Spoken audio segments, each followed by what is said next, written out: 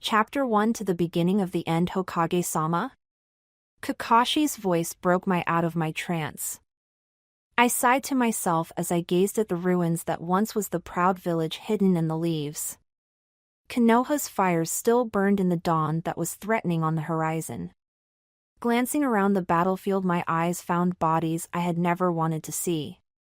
Ino Kiba, Bushibrows, Niji, Tenchuji, even Shikamaru, our best strategist and my longtime friend. I looked back towards Kakashi. He had not changed much since the beginning of the war. His silver hair was still in a disarray, his Sharingan hidden behind his Itachi, while the infamous mask remained in place. His green Jounin jacket remained, although torn and blood-stained. Kakashi-sensei, there is no village to defend. We are equals. I heard my voice in my ears but was too numb from the battle to register what I was saying. Then why do you still call me sensei and Naruto? The Jounin shook his head, trying to lighten the mood but finding it unmovable. I heard soft steps coming towards us and turned slowly, watching Sakura walk away from our temporary camp holding a small baby. As she grew older, Sakura had never lost her fascination with pink and red. She now wore a black skirt and fishnet stockings with black army boots. Her shirt was still a bright red but covered with a mesh top, giving it a darker appearance. Her hair was still vivid pink, ending near her shoulders as it had when she was a chunin, her leaf Itachi still holding the locks in place. Congrats, Naruto. It's a girl, Sakura murmured, trying not to wake the sleeping child to no avail. The baby opened her pale lavender gray eyes, displaying the trait made famous by the Hyuga clan, the Kakai Genkai Byakugan. I smiled, seeing her eyes so similar to her mother's. How is Hinata-chan? She will be fine, Naruto, she just needs rest. It's good that we had some much warning before the attack. If we had been surprised, I'm sure she would have lost the child, if not her life. Sakura took a breath and smiled at the little baby still lying in her arms. What are you going to name her, Naruto? Hinata-chan and I were thinking, I mumbled. Kakashi, Sakura, and the world fading away as I focused on the baby girl, my newborn daughter. I smiled.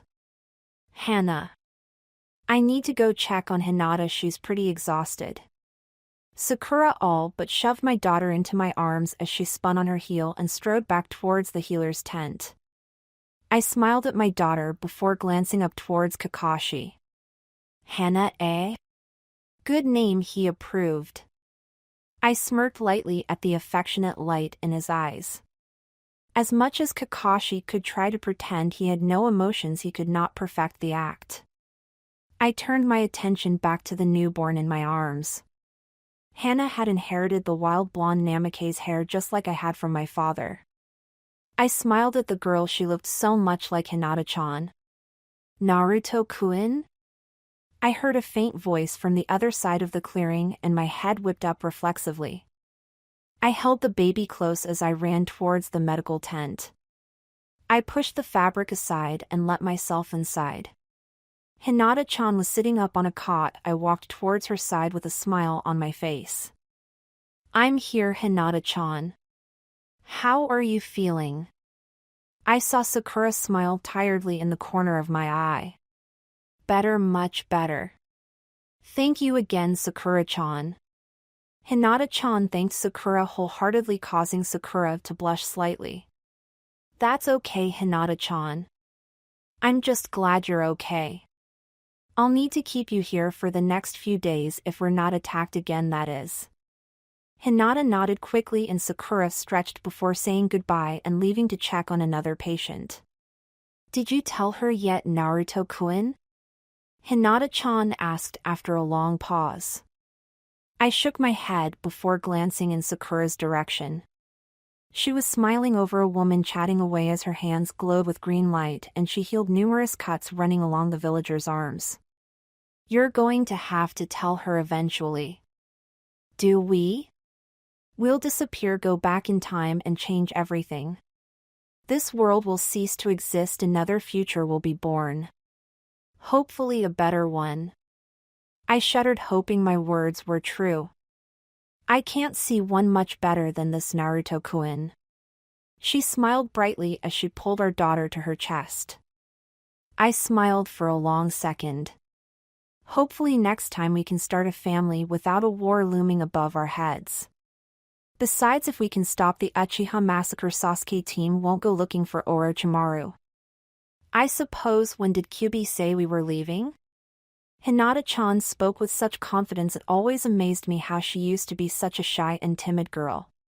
He said, as soon as you're ready to leave without raising suspicion. The cover story is we are going on a mission with Kakashi-sensei to investigate an abandoned Iwa base. Hey Kit! That's not what I said. I told you to drag her. I'm well aware of what you said, Q. I just thought that saying that to a hormonal Hinata-chan would be a very bad idea. God, Hinata-chan's almost as bad as Sakura when we were all on Team 7. Well, hurry up. I told you and the girl it would be easier to do this before the invasion got here. Now you've gone and depleted my chakra store's chakra that just might save your life if something doesn't go exactly to plan. What? There's a chance this won't work. There's a chance everything might not work, Baka. Go talk to your mate, you're annoying me. Love you too, Q. Kyuubi muttered something intelligible before he severed the connection. Hinata-chan looked at me with worried eyes. What did Q say? Not much, just that we should have left before the invasion. Same old, same old. He thinks it was a bad idea to wait around and use some of his chakra for the battle. He's just worrying again. You know, Naruto-kun, he is sealed inside of you. It might not be a bad idea to be a little friendly to him.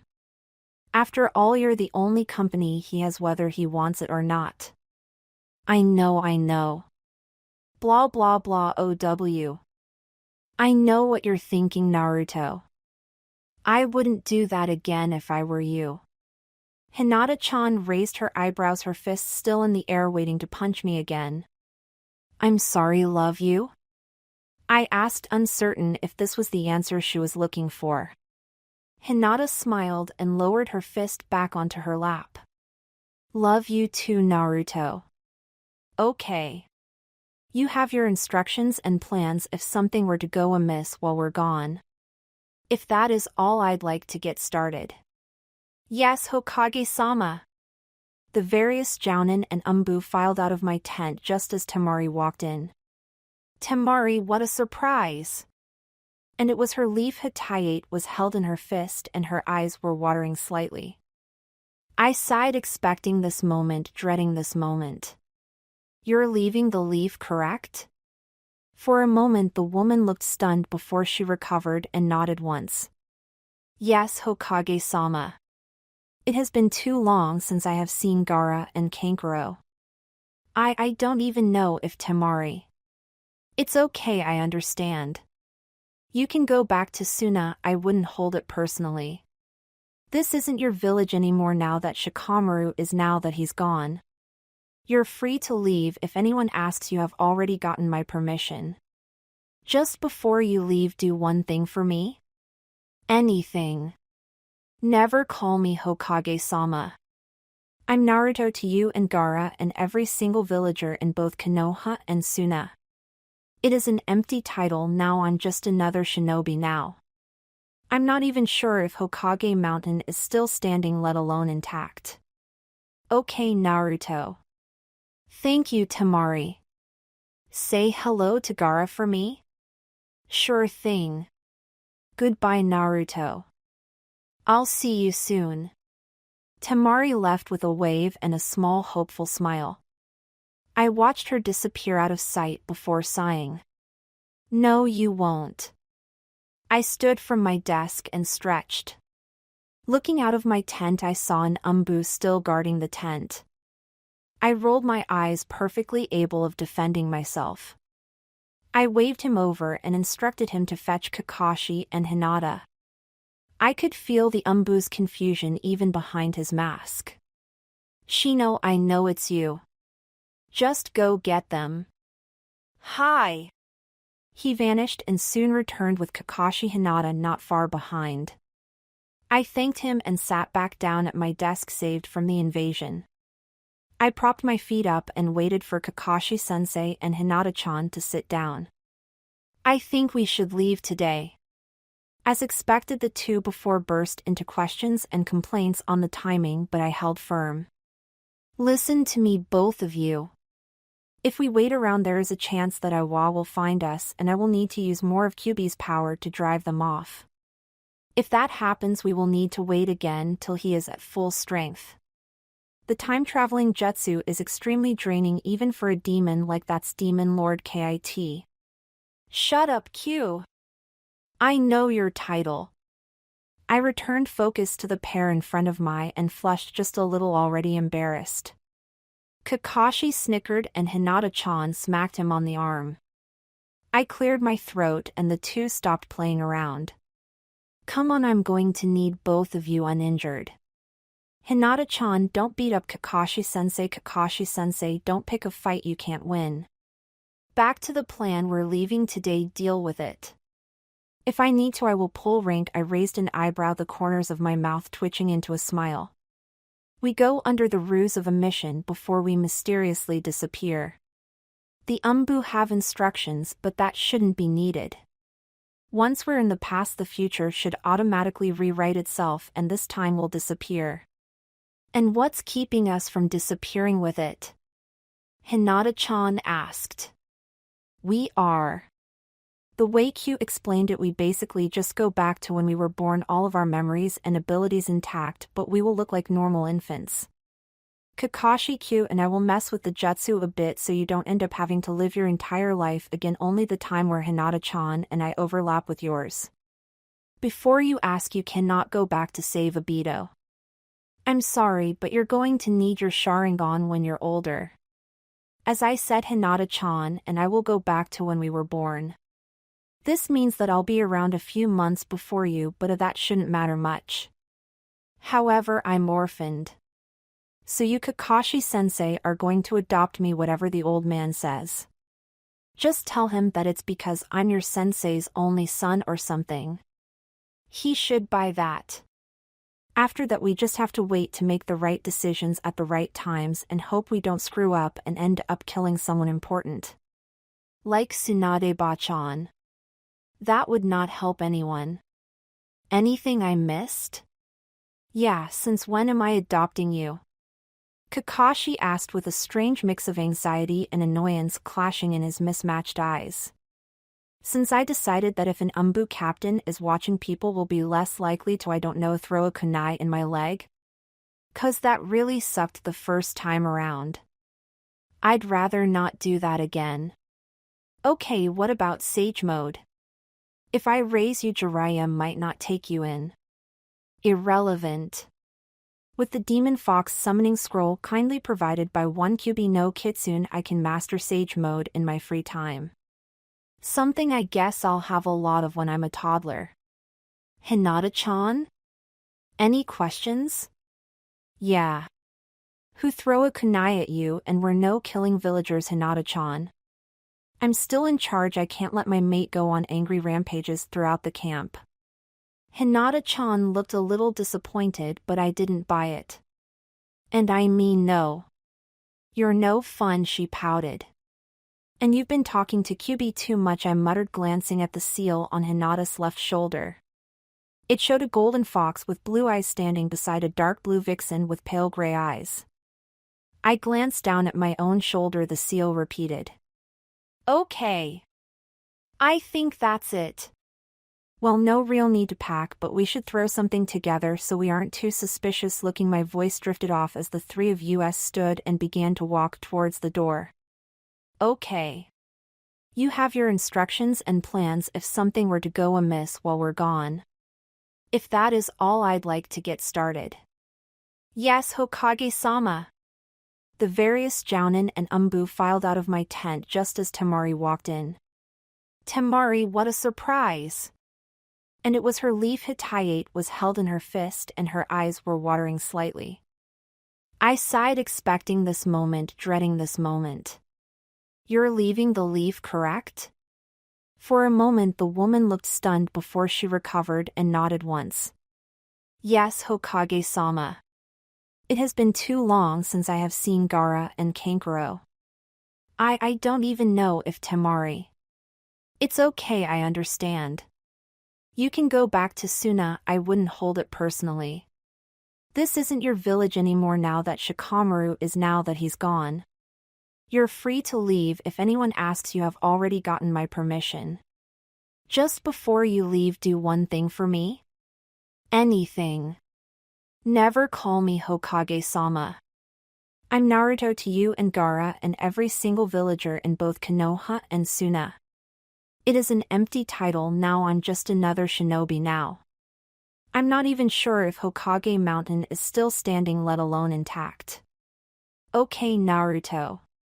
Thank you, Temari. Say hello to Gara for me? Sure thing. Goodbye, Naruto. I'll see you soon. Temari left with a wave and a small hopeful smile. I watched her disappear out of sight before sighing. No, you won't. I stood from my desk and stretched. Looking out of my tent, I saw an umbu still guarding the tent. I rolled my eyes, perfectly able of defending myself. I waved him over and instructed him to fetch Kakashi and Hinata. I could feel the umbu's confusion even behind his mask. Shino, I know it's you. Just go get them. Hi. He vanished and soon returned with Kakashi Hinata not far behind. I thanked him and sat back down at my desk saved from the invasion. I propped my feet up and waited for Kakashi-sensei and Hinata-chan to sit down. I think we should leave today. As expected, the two before burst into questions and complaints on the timing, but I held firm. Listen to me, both of you. If we wait around, there is a chance that Iwa will find us and I will need to use more of Kyuubi's power to drive them off. If that happens, we will need to wait again till he is at full strength. The time-traveling jutsu is extremely draining even for a demon like that's Demon Lord Kit. Shut up, Q. I know your title. I returned focus to the pair in front of me and flushed just a little, already embarrassed. Kakashi snickered and Hinata-chan smacked him on the arm. I cleared my throat and the two stopped playing around. Come on, I'm going to need both of you uninjured. Hinata-chan, don't beat up Kakashi-sensei. Kakashi-sensei, don't pick a fight you can't win. Back to the plan, we're leaving today, deal with it. If I need to, I will pull rank. I raised an eyebrow, the corners of my mouth twitching into a smile. We go under the ruse of a mission before we mysteriously disappear. The umbu have instructions, but that shouldn't be needed. Once we're in the past, the future should automatically rewrite itself and this time will disappear. And what's keeping us from disappearing with it? Hinata-chan asked. We are. The way Q explained it, we basically just go back to when we were born, all of our memories and abilities intact, but we will look like normal infants. Kakashi, Q and I will mess with the jutsu a bit so you don't end up having to live your entire life again, only the time where Hinata-chan and I overlap with yours. Before you ask, you cannot go back to save Obito. I'm sorry, but you're going to need your Sharingan when you're older. As I said, Hinata-chan and I will go back to when we were born. This means that I'll be around a few months before you, but that shouldn't matter much. However, I'm orphaned. So you, Kakashi-sensei, are going to adopt me, whatever the old man says. Just tell him that it's because I'm your sensei's only son or something. He should buy that. After that, we just have to wait to make the right decisions at the right times and hope we don't screw up and end up killing someone important. Like Tsunade-ba-chan. That would not help anyone. Anything I missed? Yeah, since when am I adopting you? Kakashi asked with a strange mix of anxiety and annoyance clashing in his mismatched eyes. Since I decided that if an umbu captain is watching, people will be less likely to, I don't know, throw a kunai in my leg? 'Cause that really sucked the first time around. I'd rather not do that again. Okay, what about Sage Mode? If I raise you, Jiraiya might not take you in. Irrelevant. With the Demon Fox summoning scroll kindly provided by one Kyuubi no Kitsune, I can master Sage mode in my free time. Something I guess I'll have a lot of when I'm a toddler. Hinata-chan? Any questions? Yeah. Who throw a kunai at you and we're no killing villagers, Hinata-chan. I'm still in charge, I can't let my mate go on angry rampages throughout the camp. Hinata-chan looked a little disappointed, but I didn't buy it. And I mean no. You're no fun, she pouted. And you've been talking to Kyuubi too much, I muttered, glancing at the seal on Hinata's left shoulder. It showed a golden fox with blue eyes standing beside a dark blue vixen with pale gray eyes. I glanced down at my own shoulder, the seal repeated. Okay. I think that's it. Well, no real need to pack, but we should throw something together so we aren't too suspicious looking. My voice drifted off as the three of us stood and began to walk towards the door. 10 minutes later, Kakashi and I stood at the camp entrance. We were surrounded by a small pack of ninja dogs as well as ninja foxes that I had personally trained with Kiba when he was still alive. The dogs repeatedly growled at my foxes, who just danced around the canines grinning. Kakashi ordered them to quiet down when I suddenly heard Hinata-chan running towards us from the center of the camp. Sorry I took so long, Hinata-chan smiled out of breath. It's okay. What happened? Oh.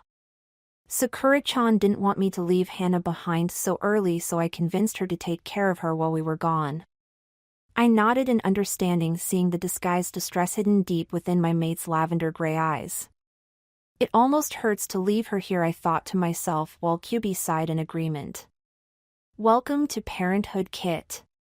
Foxes are especially protective of their mates and their kits. Q? You're a dad? What, you think I've been stuck inside a human my entire life? No. I have 2 sons and a daughter. Aw, what are their names? The boys are wait. Why am I telling you? 'Cause you love me? Shut up and run, Kit. Hinata's getting ahead of you. I smirked at the bijou sealed into me and laughed once at his expense before closing the distance between myself and Hinata-chan. We're almost there, she said, sounding distracted. It'll be okay, Hinata-chan. Everything will turn out right this time. I won't have Sakura's obsession with the lonely Uchiha, you won't deal with my obsession of Sakura, and we'll be together again. And just for good measure, your father can stuff it. Oh my god!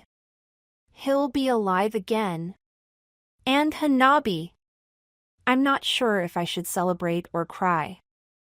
I'd celebrate, everyone else will be alive again too. Or is that they're not dead yet? God, I hate time. I groaned to myself before Kakashi stopped dead in a wide clearing. We're here, he announced using his best "I'm so bored, kill me now" voice, as I liked to call it. Good. Q? Do you want to take over from here? Sure, Kit. Okay, you 3 close your eyes, it's about to get really bright. And there might be a lot of noise. I've only done this once, and even then I didn't go to a set date. Hold on a minute, a bright light filled my eyes as I struggled to close them. I heard a woman yell and another woman announce something to the rest of the room. It's a boy! I kept my mouth and my eyes shut, not sure of how to react in this particular situation. Kushina? Kushina!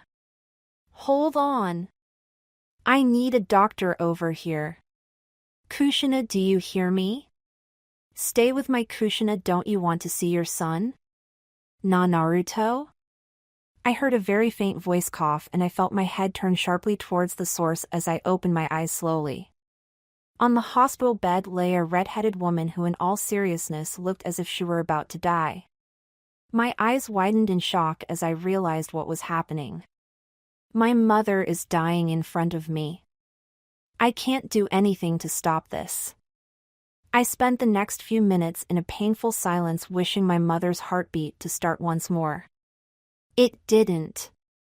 A pair of hands grabbed at me and I began to cry, confused and dazed at what was happening. I heard a man yell something about the yondaime and a battlefield.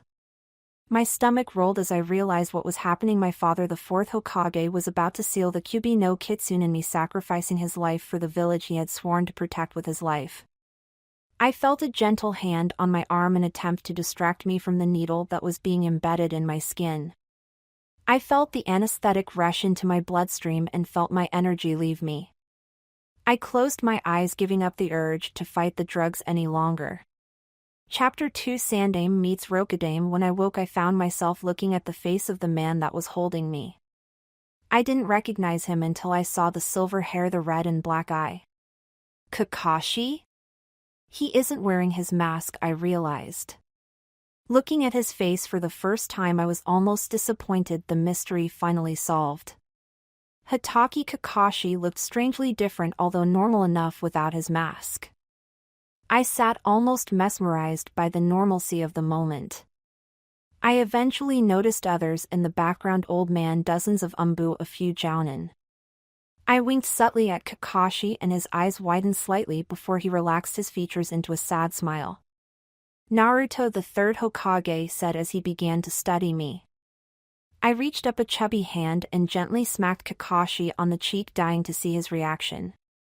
Some of the crowd smiled, but Kakashi's eyes narrowed ever so slightly. I smiled wider and turned to the third. He walked up to me and took me from Kakashi's arms. Playing along, I frowned and gently tugged on the old man's beard.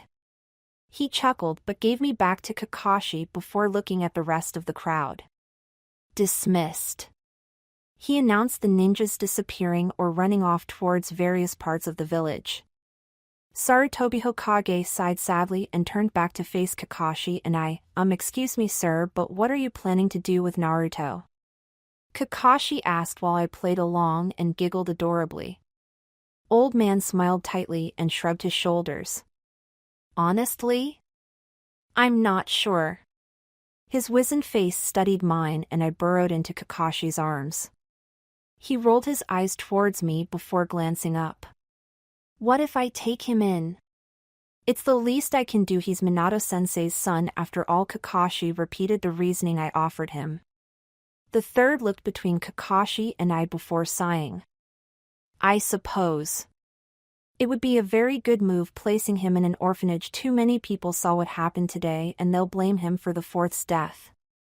Old man shook his head once before slowly walking away, heading back towards the Hokage tower, leaving Kakashi and myself alone. He took one look at me and his eye twitched. Can you talk yet? He asked, not sure of what my reaction would be. I opened my mouth but found no sound could leave. I shook my head once sadly. How long? I held up 9 fingers, guessing how many months. Kakashi rolled his eyes in exasperation while I smirked. This is going to be fun, I thought, already envisioning Kakashi-sensei trying to figure out baby gibberish. Then again, he'll probably just leave me with a bowl of ramen. Great. I'll be dead by the time Hinata comes around. 1 year later. Naruto. Kakashi-sensei burst through my door, hearing me wake up screaming again. Stupid war. Go away already. Kakashi took one look at me before nodding in understanding. The war? Yeah. Wanna talk about it? Not really. It was just Konoha. I drifted off, not wanting to explain my vivid nightmares. Konoha always burned in each nightmare I had. Whoever the enemy, they laughed as my home crumbled to ashes. Hey Naruto? Kakashi called, waving a hand in front of my face. I jerked, broken out of my trance. What? What was that jutsu you and the Kyuubi used? Ah yes. Akuma Bijutsu Jikin no Tenshi. I don't know much about it, only that it is extremely dangerous. The only reason I allowed us to go back was the fact that we had the highest demon lord backing our chakra reserves. Without Q we definitely would have died. Outside of that danger, it was difficult trying to find ourselves in a set time. We send ourselves to Mai and Hinata-chan's birthday. Kyuubi ended up 500 million years before he was born during the demonic world wars. Demonic world wars? Sorry Kakashi, I don't have time to give you a history. Basically the demon lords, not the Bijou, they're a different classification, had a fight for dominance until they eventually agreed to disagree, creating a system not unlike our own shinobi government. I summarized, trying to squeeze years of tutelage under Kyuubi into a few sentences. I could tell I failed miserably, however, when Kakashi's eyes clouded with feigned understanding. I'll tell you when you're older, it took me a long time to get it. But I'm older than you are. Physically, yes. However, I also have about 6 billion years of knowledge. Compliments of Kyuubi no Kitsune. I smirked, drifting back to sleep. 5 years later, I woke to a loud knocking on the door to Kakashi's apartment and chuckled, wondering which our crazy neighbors had come to scream about the evil demon this morning. This go-round, all of the villagers were informed that I was the son of Namikaze Naruto, but that didn't do much to discourage the more angry citizens from verbal assaults. I suspected the only reason I was not given to same treatment in this timeline was the fact that I was almost always guarded by my own personal umbu.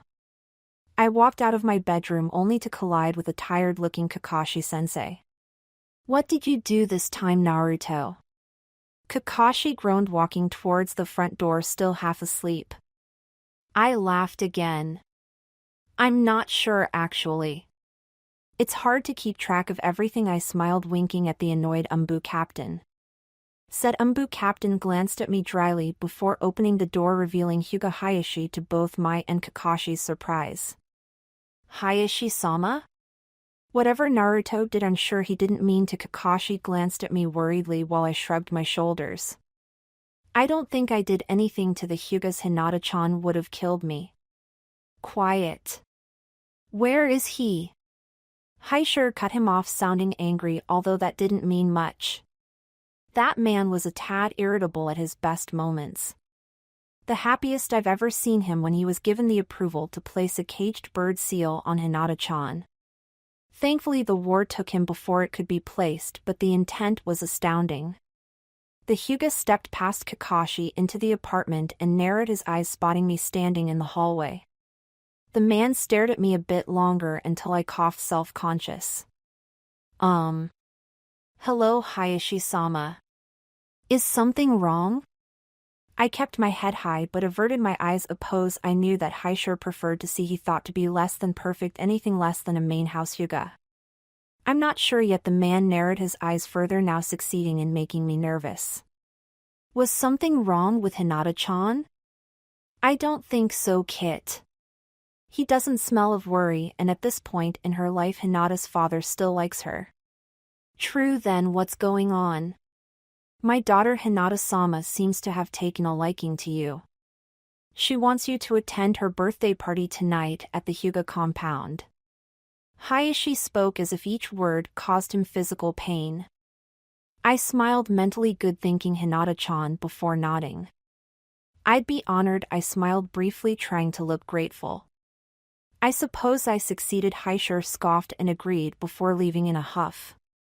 Well, Kakashi began as soon as the door closed shut. I guess that is how you officially meet Hinata. Better than last time. She was getting beat up by a couple of guys for being a Hyuga. I helped her out, got beaten up and left by the branch member that came looking for Hinata-chan. I shrugged, glad I didn't have to go through that experience again. To think I couldn't even create a simple clone. I turned to go back into my room to change into day clothes when Kakashi stopped next to me. How can you live in there? Your room's a mess. Kakashi said. It's no worse than your own. I shot back, glancing around at the discarded clothing, kunai scrolls, and old ramen cups that littered the floor of my room. You're not leaving this apartment until you clean your room. You getting domestic on me, Kakashi? Shut up and clean, Naruto. Or did you forget that Sasuke's coming over when you get back from Hinata's party? Really? Great, I did forget. Meeting little Sasuke team for the first time and I completely forget about it. Classic me, eh? Yeah, it is. Don't forget that he isn't a teen yet. He is 6 years old. We have another 2 years to gain evidence and present our case to the third before this gets out of hand. If you were friends with Sasuke, I doubt Sarutobi would approve an order to slaughter both him and his family. Okay, I get it. Now I gotta get cleaning, I mumbled, pushing Kakashi out of my doorway. No shadow clones. No deal, I smirked. Kage Bunshin no Jutsu. A cloud of smoke rose from the ground and I was suddenly faced with 4 exact copies of me. Okay, I know none of us want to do this, but we gotta get Sasuke team on our side before he has another option. So who's with me? 3 of my clones agreed, the 4th began to argue. I pick up a kunai off of my floor and threw it at him, hitting his heart. Oi! What was that? The shadow clone evaporated into air while the rest of us began to work. Kakashi, who was waiting on the other side of the door, smiled and walked away to get his room cleaned up a bit. Or not. Chapter 3 Party at the Hyuga house. Candles flickered happily against the twilight sky. The Hyuga compound was bustling with a quiet excitement in preparation for the heir to the clan head's 6th birthday. Branch and main house members alike were chatting amongst themselves, although the branch members were more open towards the others. I walked off the main path heading towards the small koi pond located behind the main house. I sat on a wooden bench watching the sunset when I felt a familiar presence behind me. Hey Hinata-chan. Thank you for inviting me to your birthday party. I grinned, what Hinata-chan often referred to as my fox grin, before returning attention to the sunset and Hinata-chan's steady heartbeat. I'm glad that you could attend, Hinata responded, smiling coyly. I glanced away from the dying sun to look towards Hinata-chan. She looked adorable at 6, dressed in a smoky purple kimono that offset her eyes. I glanced back at my own attire, simple black pants, a plain white shirt, and a periwinkle tie not unlike the shade of her dress. She motioned once to my tie before laughing. Did you plan that? Not at all, Hinata-chan. I'm sure Naruto-kun, she chuckled before a boy not much older than us burst out of the trees. Ha ha. You can't catch me, 10-10. He laughed over his shoulder. Seeing us on the bench, the boy blushed furiously as a young girl followed him out of the trees. Oh, you're so gonna get it, she stomped towards the boy before pushing him into the duck pond. She crossed her arms proudly before spotting us and blushing accordingly. That wasn't what it looked like. Her voice trailed off and I coughed to hide a laugh. Hinata wasn't so subtle, she grinned brightly and gave young 10-10 a thumbs up. 10-10 helped the boy out of the water and I only then noticed his gray eyes. The two walked off towards the main path, leaving us alone once more. That was Niji? I thought 10-10 and Niji didn't know each other until they got put together in the same genin squad. They didn't. Then how dash? Well, I may have invited a few more people than father would have liked. But as you said, in the past or future he can stuff it, Hinata-chan winked, and I once again reminded of how timid and shy she used to be around people, especially me. I hadn't realized I was grinning like an idiot until Hinata's fist came crashing down on my forehead. Well, what was that for? I didn't even do anything? What were you thinking about? Actually, I was thinking about the day I came back with Ero Sennin. Do you remember the first thing you did when you saw me again? I asked for your help. I remember that I fainted like an idiot. No, you didn't. It was adorable. I was just too stupid to realize it. Yeah, between Sakura and Sasuke, I just can't get a break, can I? Well, it's a good thing we're not like that. Wait, what? Sasuke? What about that snake? As I remember, you've kissed that snake not once but twice.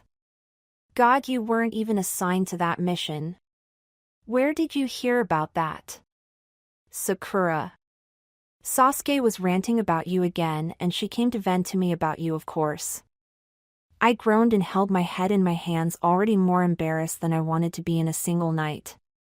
Hinata-chan giggled at my expression, increasing in volume as time dragged on, for me at least. A branch member soon came to find us, and we were forced to end our reminiscing in favor of cake and presents that would only appease children. When the party finally ended, it was almost midnight. I got up to leave, but Hinata-chan grabbed my arm and pulled me back into my seat at her left. "Didn't I tell you? Kakashi was sent on a recon mission. He won't be back for a few days, and in the meantime you'll be staying with me," she whispered, surprising me. "But I didn't pack," I muttered back. "Maybe Sakura was right, you aren't exactly the smartest," Hinata mused while I could feel my face flush. "Oh, well, you're cute. But really think. This is the Hyuga compound. Think of how many branch families we have. I'm sure someone has a boy your age with something you could wear. Besides, we can swing by Kakashi's place tomorrow to pick up some of your stuff." "Good plan," I yawned. "So where am I sleeping?" Hinata chuckled in a slightly evil way, dark enough to make me regret asking. "Well, Ten wanted an opportunity to see Niji in makeup, so we're having a sleepover in the main house. You and Niji will sleep in the living room while Ten and I get my room down the hall. Hina-chan, I know my way around your house, you don't have to explain the layout. I'm not Shikamaru, but I'm not that stupid," I whined, 6-year-old instinct kicking in. Hinata-chan just chuckled and grabbed my wrist, pulling me into the house. Chapter 4: The Aftermath. Naruto Kun. "Wake up, Naruto," Hinata spoke over me as I felt her shake my arm. "Hina-chan, it's too early, go back to sleep," I mumbled groggily, not wanting to wake up but already conscious. I felt sun on my face and immediately threw my arm over my eyes, not wanting to be blinded. I yanked my arm away from Hinata-chan and she fell back, surprised by my sudden movement. I felt my body move on its own accord, rushing to Hinata-chan before she hit the tatami mat. "Are you okay, Hinata-chan?" "I'm sorry," I apologized before I felt her laugh in my arms. "I'm fine, I always am," she assured me before glancing to the doorway, bringing my attention to a furious-looking Hyuga Hayashi. I gulped convulsively as Hinata-chan grinned evilly. "You aren't," she smirked lightly as she got to her feet gracefully before she stepped close to her father. "Aw, Naruto. You're awake, I see," Hayashi choked out, trying to remain polite if only to uphold his reputation. "Hi, Hayashi-sama. Thank you for letting me stay the night." "I appreciate it," I thanked the man, trying to keep the sarcasm out of my voice. I could tell that I had done a poor job, however. Hinata coughed to hide a smile and Hayashi's featureless eyes narrowed ever so slightly. "Consider it a favor I owed your father." Hayashi spun on his heel and strode out the room, ending the conversation and leaving Hina-chan and I looking surprised at his remark. Hinata-chan turned to me with questions in her lavender eyes. I shrugged them off and glanced around the room. The Hyuga living room was a mess, evidence from our sleepover with Niji and Ten. I looked to Niji still asleep on the couch and winced. The boy resembled the future Kazekage's brother Kankuro. His face was mercilessly drawn on by none other than Ten, the future weapons mistress of the Leaf. I glanced in the china cabinet and my mouth fell open in horror. There in thick black marker were the words "Naruto Luvuvus Hina-chan" across my forehead. I struggled to make words, my young instincts kicking in as my body went on shutdown. When but I is it? I found my sentences incoherent even for a 6-year-old, so I turned to Hinata-chan, who grimaced obligingly. "Sorry, Naruto-kun. I couldn't stop Ten. I was only going to use lipstick." She felt like using permanent marker. "At least you don't have it on your arms too." I couldn't stop Ten-chan with Niji-san. Hinata glanced back at her cousin, a quiet regret in her eyes. I walked closer to Niji, wanting to see the damage for myself. Writing traveled up and down his arms and face, the print surprisingly legible for a 6-year-old's hand. There were many variations of the message, but it all boiled down that Niji Luvuvus Tenten-chan. I winced sympathetically before turning to Hinata-chan. "That's in marker, isn't it?" "I'm afraid so." Tenchan's lucky Niji didn't wake up yet, he's going to freak out. Hinata drifted off as Ten appeared staggering in the doorway. Hina-sama, why are up and Naruto-san up so early? She whined. I glanced out of the window to watch the sun just starting to appear over Hokage Mountain. I felt the familiar moment of confusion staring at the monument, only seeing 4 instead of 6. It isn't that early, Ten. I live with an umbu captain, this is nothing. I kept a yawn from my retort as Ten glanced guiltily over at Niji. Oh, oops, the girl said, glancing at his skin. Oops is right, Hina-chan smirked. Especially because Naruto-kun and I are going out for ramen now. Have fun explaining that to Niji-san. She held back an evil chuckle as she grabbed my wrist and pulled me out of the door. Wait, Hina-chan. I'm not even dressed yet. I shouted towards the Hyuga heiress, my words falling on deaf ears. Too bad, I'd rather not be here when Niji-kun wakes up. He might not have been as bad now as he was during the Chunin exams, but he had a very selective sense of humor. Hinata-chan glanced back at the quickly disappearing house with a worried light in her eyes. She's so cute when she's worried, I thought, smiling against my will. Instead of Hina-chan hitting me, something I expected, she smiled brightly in my direction. Thank you. 4? In response, Hinata shook her kimono ever so slightly, the yellow and gray ink flashing in the muted sunlight. Oh yeah, I forgot about that again, I added mentally. I thought back to the countless times that tattoo seal had come in handy during each and every battle. Hina-chan and I were able to read each other's thoughts and emotions, allowing us to work in harmony much smoother than the enemy had expected. Until she had become pregnant, Hinata-chan and I had driven away droves of enemy ninja and even samurai just by our seamless attacks. You always forgot about it when it wasn't the first thing on your mind. Hinata-chan smiled as she shifted her hand, now holding mine instead of dragging me by the wrist. I was a busy man, I defended half-heartedly. It wasn't that I had pushed Hinata-chan away from my mind, there were simply too many people, villagers and ninjas alike, who found themselves in my care. It was during those minutes that I had grown a solid respect for my predecessors, the former Hokage who had fought in the Great Shinobi Wars, as I found myself in the largest war since the time of the Sage of Six Paths. I know, Naruto-kun. I know that you had your hands full. I'm proud of you of how long we managed to keep Konoha together. Too bad it wouldn't stay together, I responded sadly. Hina-chan looked up into my eyes and pulled me into a tight hug. It'll be different this time, Naruto-kun. I promise. I love you, Naruto-kun. I heard my Hinata-chan's voice over our empathic link. I smiled before responding in kind, adding my own bit as I took note of my surroundings. I love you too, Hina-chan. Always and everywhere. Did you feel the umbu in that tree? About 6 yards, 2 o'clock? Yeah, he's been there for a while. How much do you think he heard? Hinata's worried thoughts drifted their way to my mind, which I accepted and deliberated. It's hard to say. We'll know if we're taken to the Sandaime, I guess. I mean, we should probably tell him at some point. It'd be weird if we were stronger than everyone else in the Rookie 9, not necessarily. I'm a Hyuga, we're trained to be prodigies.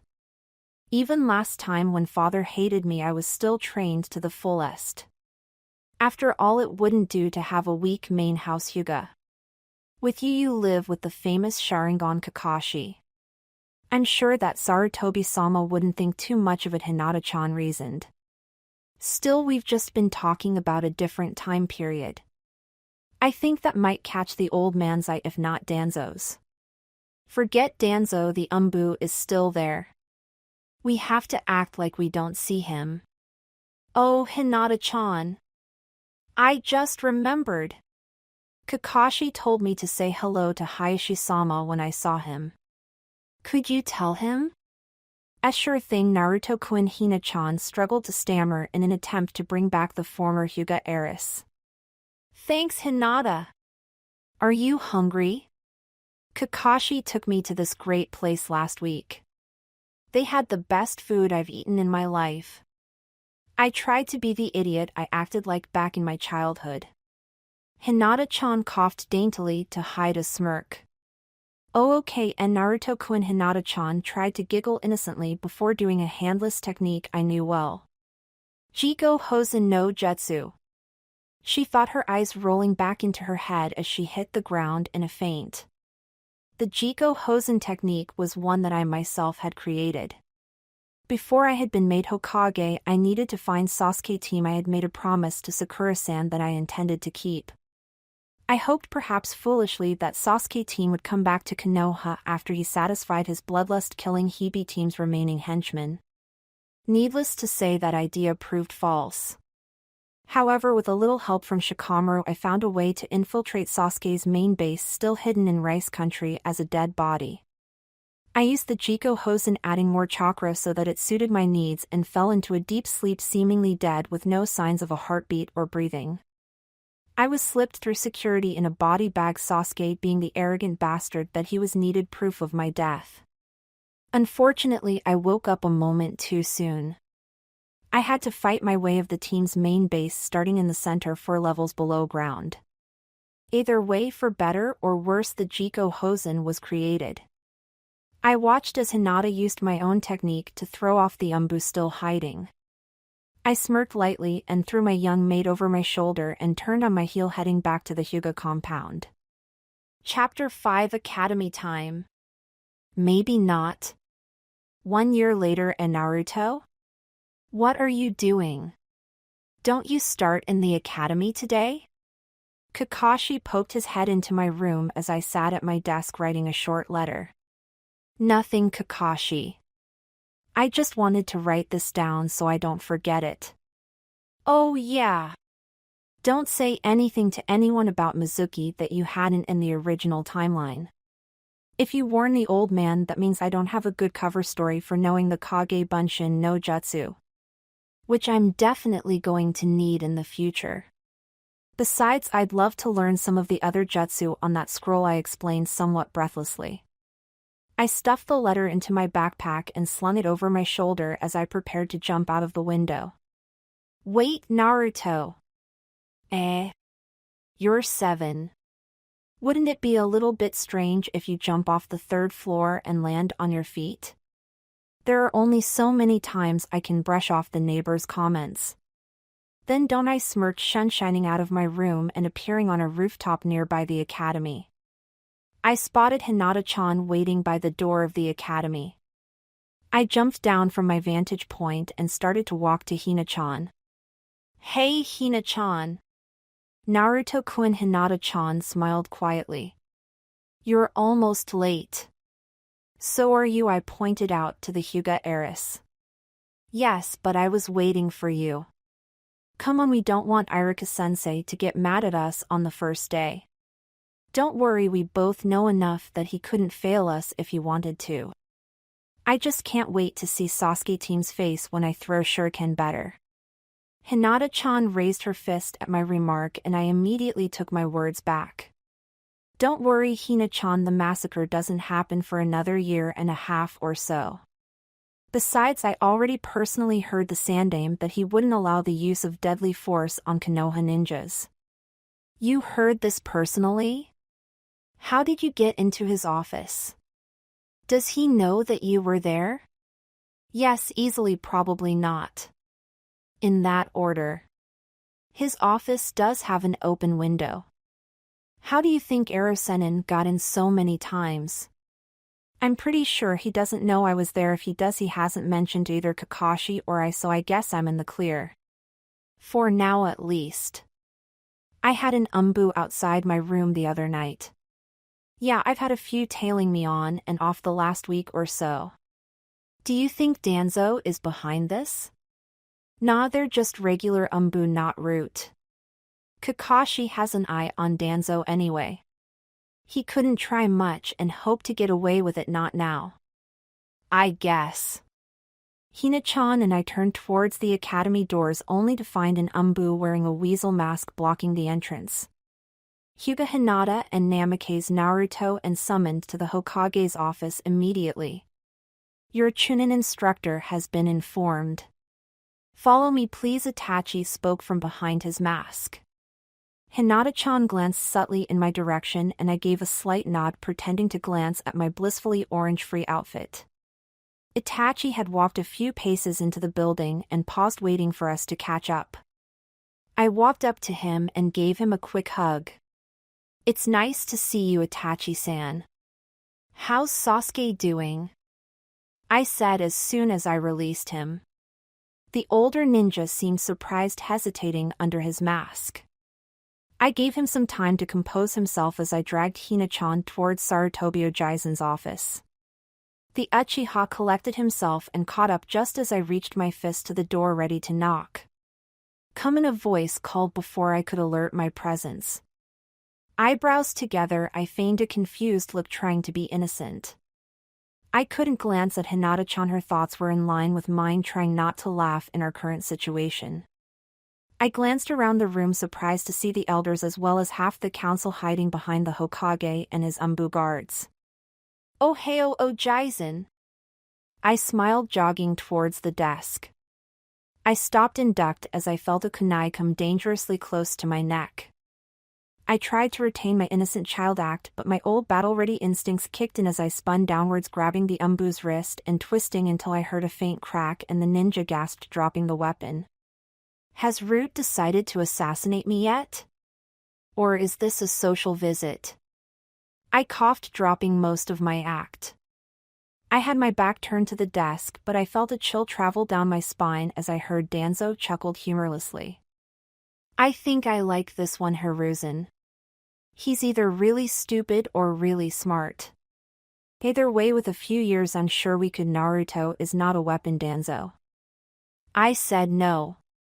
"However, this is a matter that needs to be discussed," Hiruzen reprimanded the old war hawk, shifting his eyes to my stance.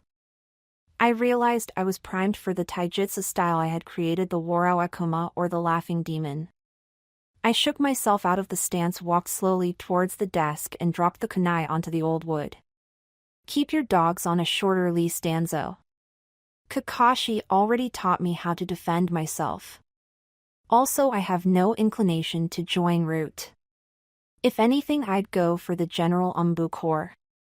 Danzo narrowed his eyes dangerously. I'm sure that the man's glare as well as the killing intent that radiated from the old man would have frozen normal 6-year-old, but I had both seen and felt worse in my past. Danzo may have intimidated the council and the village elders, but he had nothing on Uchiha Madara. "You don't scare me, Danzo. But I'm sure Kakashi already told you not to mess with me." I smiled equally humorlessly. Hinata-chan put a hand on my shoulder comfortingly and I shot her a much happier grin. "Well, Kakashi isn't here right now, is he?" Danzo smirked, thinking he had one. I smirked and laughed under my breath, pointing to the window. Kakashi sat on the windowsill reading from the orange book he was so fond of. He glanced up tiredly as he noticed the others jump at his presence. "Thanks, Naruto. I was just going to watch, now I have to be involved." Kakashi complained to me. "You don't have to be involved. You know I can take care of myself. After all, you're the one who taught me." I winked subtly at my former, or was it future, sensei. He smiled and rolled his visible eye. "True. Either way, here is the mission report." Kakashi stood from the window, passing the Hokage a scroll. "You sure you're fine, Naruto?" I nodded, rolling my eyes. Kakashi chuckled and raised his hand in farewell. "Ja-ni," he waved to the crowd gathered in the office. A few protested, but the ninja paid them no attention, jumping out of the window and disappearing in a Shunshin no Jutsu. So I emphasized, drawing out the word, "If Sarutobi Ojisen would come with me, I have something to tell him. And if you're worried for the professor's safety against a 7-year-old Weasel-san, can come too," I announced. I turned to Hina-chan and gave her a carefree smile. "Can you stay here, Hina-chan? I think the council would get too antsy if the Hokage and an are up against 2 7-year-olds. Hinata-chan rolled her eyes, though her thoughts agreed to the wisdom. The Hokage and Itachi probably couldn't take us even as 7-year-olds, if only because they'd be holding back. I looked towards the whose wrist I had broken. "Umbu-san, give me your hand." "I'm not going to do anything bad," I reassured the disguised ninja. He warily gave me his hand after Danzo nodded at him. I held his hurt wrist in one hand, holding out the other to the crowd. "Nobody freak out, I know what I'm doing," I murmured, concentrating my chakra onto my hand and causing it to light up with a green energy. I held my hand to the injury as I straightened the bones with my other hand. The Umbu winced once as I reset the bones but remained still until I took my hand away and smiled. "Sorry for that earlier, I noticed Danzo's signal for you to attack. It was my fault, I could have just taken the kunai away." "Are you better now?" How did you just?" a council member stuttered before Naruto Shikamaru's father elbowed him in the ribs. "Medical ninjutsu." "Keep up," he frowned tiredly. I think he meant to ask how I have enough chakra control or even basic knowledge of medical ninjutsu. "Naruto-san," I smiled tightly. "I'll ask again, can Weasel-san and Hokage Ojizen come with me?" The two ninja came to my side, albeit warily. I shook my head and tried to be good-natured, seeing as I was almost kidnapping two ninja.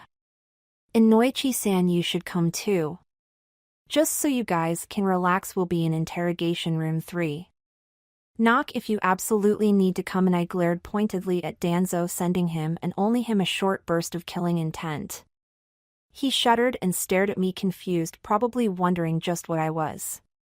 Chapter 6 Fainting Jounin, always fun. "Noichi-san, I'm sorry, can I speak to you in private for a moment?" I asked the blonde ninja. He studied me for a moment, probably sizing me up, before nodding wearily. I led him a bit away from the group, close enough that they could see us but not hear a word exchanged. "What is it?" he asked, sounding tired. "I just wanted you to know there are some thing in our world nobody should know. I'm sorry if what you're going to see causes you pain, but you need to see what happens. You more so than the other council members." "Why?" "Because, well, honestly, I'm going to use something that you might not appreciate." "And what would that be?" "Onweid o Oruku no Jutsu. The memory walk. It's one of your clan jutsu if I'm correct," I explained, waiting for the inevitable explosion that would be the blonde ninja's reaction. Surprisingly, he made an effort to keep himself calm before speaking, albeit in a strained tone. "And how, may I ask, did you learn such a high-level Yamanaka jutsu?" He emphasized his clan's possession of the jutsu, and I sighed. "You'll find out in about 2 minutes when I show you Itachi and Ojizen. And yes, I know that Weasel-san is Itachi-kun. He summons weasels if you're curious." "We should get back to the others," I mused, grabbing Inoichi's wrist and dragging him gently towards the current Hokage. "All done. Now I have some explaining to do, don't I?" I smiled for a moment, feigning excitement.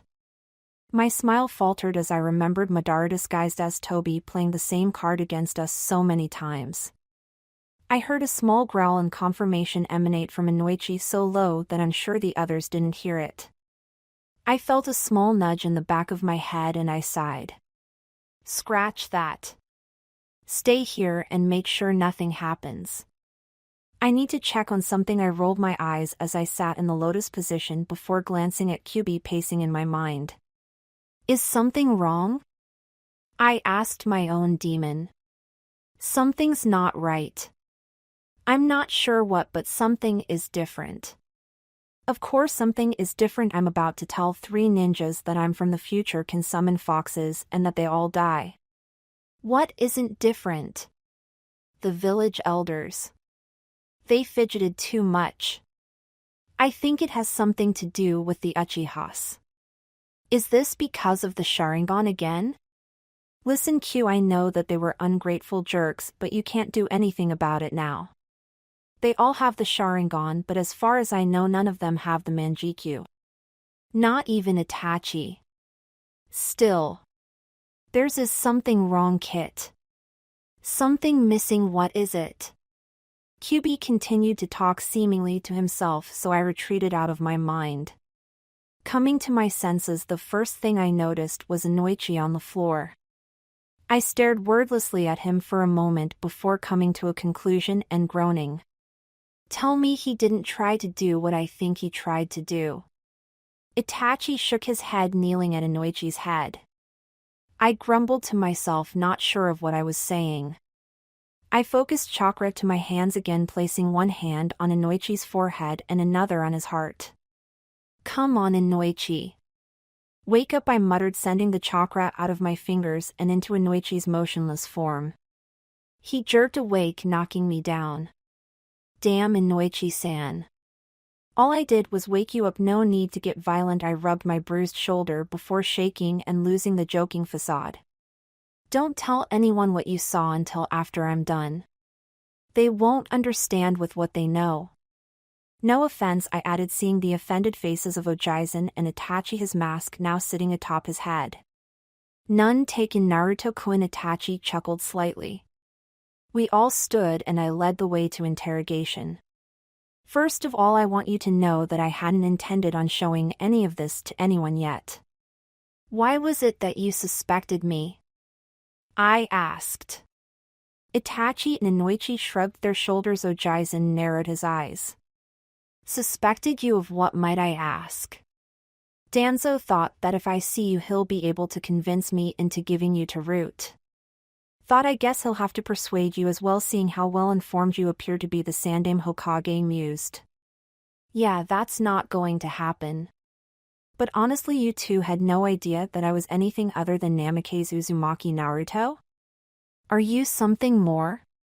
Itachi's joke died when he saw me with a straight-face nod. His eyes narrowed suspiciously and he subconsciously took a half step in front of the Sandame. Calm down, Itachi. I'm not going to do anything out of line. Even if my furry little friend wants otherwise. I pointed towards my stomach, the demon lord's fur bristling at being called little furry and my friend. I smirked at his emotions but steeled my mind to reject influence from his poisonous chakra. Hey Kit! That poisonous chakra saved your ass more time than you can count. And don't even get me started on I cut the connection to his consciousness and winced as he took some of his chakra out of my inhuman reserves. Is that necessary? I asked, trying to re-establish the link. Q rejected the contact and shut himself away in the recesses of my mind. Naruto? Naruto. A voice called. I jumped, leaving my mindscape. Sorry about that. Kyuubi wanted a chat. Sandame visibly paled while Itachi took a step back. Inoichi held his ground, having seen us have a discussion inside my mind. What I hadn't expected was the ninja to be so brave. The blonde snorted and rolled his eyes at the two ninjas' reactions, acting like he wasn't at all bothered. What did he want? Inoichi asked, seeming truly interested. Not much. He thinks I'm being ungrateful towards him, so he cut down the amount of chakra he gives me. Kind of like an allowance. And before you ask, the chakra doesn't corrupt my judgment or anything like that. It just improved my senses. It's kind of cool, actually. I've been practicing enhancing my vision. It works really well, but it had a strange side effect. Side effect? Yeah. Wanna see? I dared the ninja. He thought for a moment before nodding briefly. I closed my eyes, focusing my chakra similar to a ninja activating an ocular jutsu such as Sharingan and the Byakugan. When I opened them, I knew that my eyes were now a fiery red and my pupils were but slits. I glanced towards Itachi and Sandame, allowing them to see my red eyes. See? I call them demon eyes for more or less obvious reasons. What do they do? Ojizen asked curiously. Well, I'm pretty sure it's going to become a bloodline limit like the Sharingan and the Byakugan, so I'm only going to tell you the basics. There are two forms. This one is phase 1, called Akuma no Mi, demon eyes. It enhances my vision and also allows me to see chakra and all 361 of your tenketsu. Also, it automatically breaks most genjutsu. I've been wondering if it can break Tsukuyomi, but I severely doubt anyone would be willing to test it on a 7-year-old. Maybe when I'm older. But I digress. The second form is named Shirnomi Eyes of Death. I pressed more chakra to my eyes trying to trigger the transformation. From the gasps I surmised it worked, causing my eyes to darken to black, even the whites. The only color remaining were my pupils, still crimson, and slits.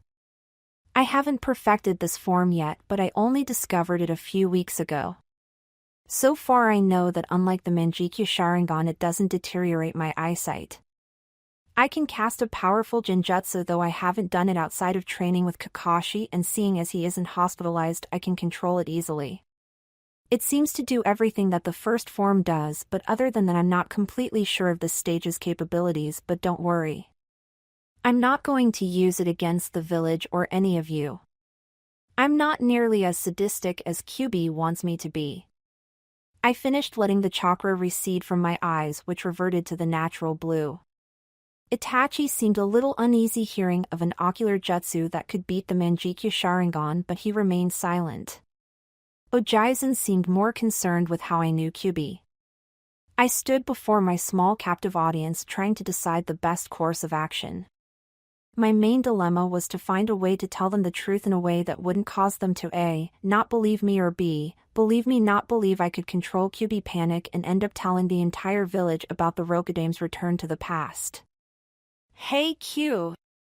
Any ideas that don't involve a massacre? Well, you could always wait. Did you say no massacre? Nope, I got nothing, Kit. Guess you're on your own for this one. I don't think so, I got an idea. Time to summon. And don't kill anyone this time, I'd rather not have to revive anyone else. That jutsu takes a lot out of me, and I don't even have any extra souls with me. Fine, Kyuubi grumbled while I retreated out of my mind, returning attention to the 3 ninjas in front of me. Now calmed down from my earlier, Itachi was leaning against a wall trying to maintain a calm and collected facade, but I could see the turmoil and confusion in his eyes. Inoichi was questioning the Hokage, asking if he was sure that I hadn't recently been near the Yamanaka house. The Sandaime himself looked more agitated than I'd ever seen him. I stifled a laugh, forming a mental image of Hiruzen punching Inoichi into a wall. Ojizen, as funny as it would be, don't beat up Inoichi-san. He has a reason to be so determined. And what reason would that be? Hiruzen asked, his eyes narrowing slightly at Inoichi. Because I know a lot more than he'd like me to know. For example, I can successfully utilize some of his most complicated family jutsu, I explained. Now will you kindly shut up? I have a lot to explain, and this information is not for Danzo's ears. I doubt Hinata-chan, as talented as she is, will be able to keep that team away for long. Probably another 15 minutes at most. This is highly sensitive information, and I'd rather not add to Danzo's chessboard of politics. Any questions? I'd like to get started. Yes, why do you know Yamanaka jutsu, let alone any jutsu? You're barely 7 years old. A 7-year-old raised by Sharingan Kakashi, son of the White Fang. Is it surprising that I'm different from other 7-year-olds? I asked rhetorically. As for the Yamanaka jutsu, all in good time, it's one of the things I'd like to explain. First, you should all know that I am the holder of a summoning contract. Nobody freak out, I'm going to summon one of my favorites, I explained, my hands flying through the seals. Kuchiyos no Jutsu. The smoke cleared, quickly revealing a small fox. She was a mortal fox that I had rescued just last winter after I found her training. She had dark gray-blue fur that was streaked with white. She looked at me with intelligent eyes, questioning me as to why she was summoned. I must admit I was proud at how my audience reacted. Not a single one fainted. Itachi lost his balance and fell a step forward. Inoichi's eyes widened and he took a step back, perhaps subconsciously. The Sandaime himself looked shocked at the appearance of my friend. How did you win? Did Hiruzen stammered, staring at the small fox with suspicion and disbelief. This is Koyuki. I found her last winter when I was training. She was injured and I helped heal her. Don't worry, she is a moral fox. She can't grow and destroy the village. Although she is becoming a great ninja fox, I smiled, scratching my youngest summon behind the ears. She grinned as only a fox and myself could and leaned into my hand. Don't be fooled, this girl can probably take on the strongest Inuzuka hound and win without a scratch. She's highly intelligent even for a fox and is learning English quickly. She's learning English? Itachi questioned, looking at the fox incredulously. I nodded to Koyuki and her grin widened. Of course I'm learning. Only Naruto-sama can speak to foxes and I needed some way to squeak to the rest of you, Koyuki said clearly, as if the other ninja would have a hard time understanding her. Speak, Koyuki, not squeak, I corrected, smiling. Have I mentioned how difficult your language is? It's a lot less logical than Kitsune. Too many exceptions to your own rules. My summons shook her small head daintily. So why am I here, Naruto-sama? I thought I'd take it slow with these three. I didn't tell them about the big thing yet, I explained. All of my summons knew about my trip through time, either being told by Kyuubi as we passed through the timeline or by myself as I befriended each one. Ooh, can I stay and watch? Koyuki's vulpine eyes laughed with me as she envisioned the trio of uninformed ninjas' faces as they took in the new information. Sure. Okay, nobody freak out. I'm going to use a Yamanaka jutsu to show you something. It'll be long and complicated, so just let me. I allowed my voice to drift off as I walked to the door and placed a time seal on it. Okay, that should give me enough time to show you and calm you down enough that you can leave.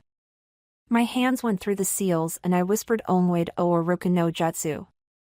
The interrogation room melted away, drifting first into my inauguration ceremony, my friends congratulating me on finally becoming Hokage. I pressed the memory to my mind, willing it to stay in place. I am Namikaze Uzumaki Naruto Rokudame, Hokage of the village hidden in the leaves, I said in the most serious voice my 7-year-old vocal cords could manage. Any questions? I smiled. 3 ninjas hitting the floor.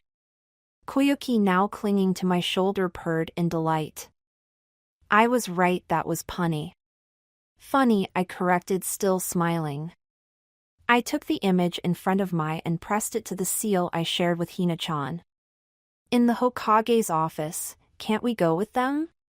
One of the council members, one of the few civilians in the room, asked. No, you can't. Naruto-kun deliberately said not to, and you aren't in a position to question or disobey them. Hinata pressed her hands to her temples, trying to get rid of the headache that the council was steadily adding onto. And who's to uphold them? The civilian smirked, taking a step forward. Hinata smirked and disappeared in a blur, reappearing right next to the civilians with a kunai held close to his neck. That would be me, she smiled angelically. She moved again, appearing sitting in front of the door, twirling a kunai in her right hand. Personally, I'd rather go to class. However, I was summoned to the Hokage's office. And here I and all of you shall stay until the Sandaime returns. Hinata added seriously before laughing loudly at the image that had just made its way into her head courtesy of her joint seal. The others in the office shifted uneasily, held captive by a seemingly insane child. Chapter 7, The Memory Walk. Interrogation Room 3. I shook my head, chuckling at the 3 ninja before summoning another fox, this one a 2-tailed demon fox. Might as well start it slowly, I reasoned to myself while Kyuubi roared with laughter. And they call themselves ninja. Kit, that was too funny, you have to do that again later. I'd love to see the Haruno's face, Kyuubi laughed, shaking my mindscape. My, can you wake up Inoichi? I asked the demon fox. She glanced around, recognizing the blonde ninja from my memories.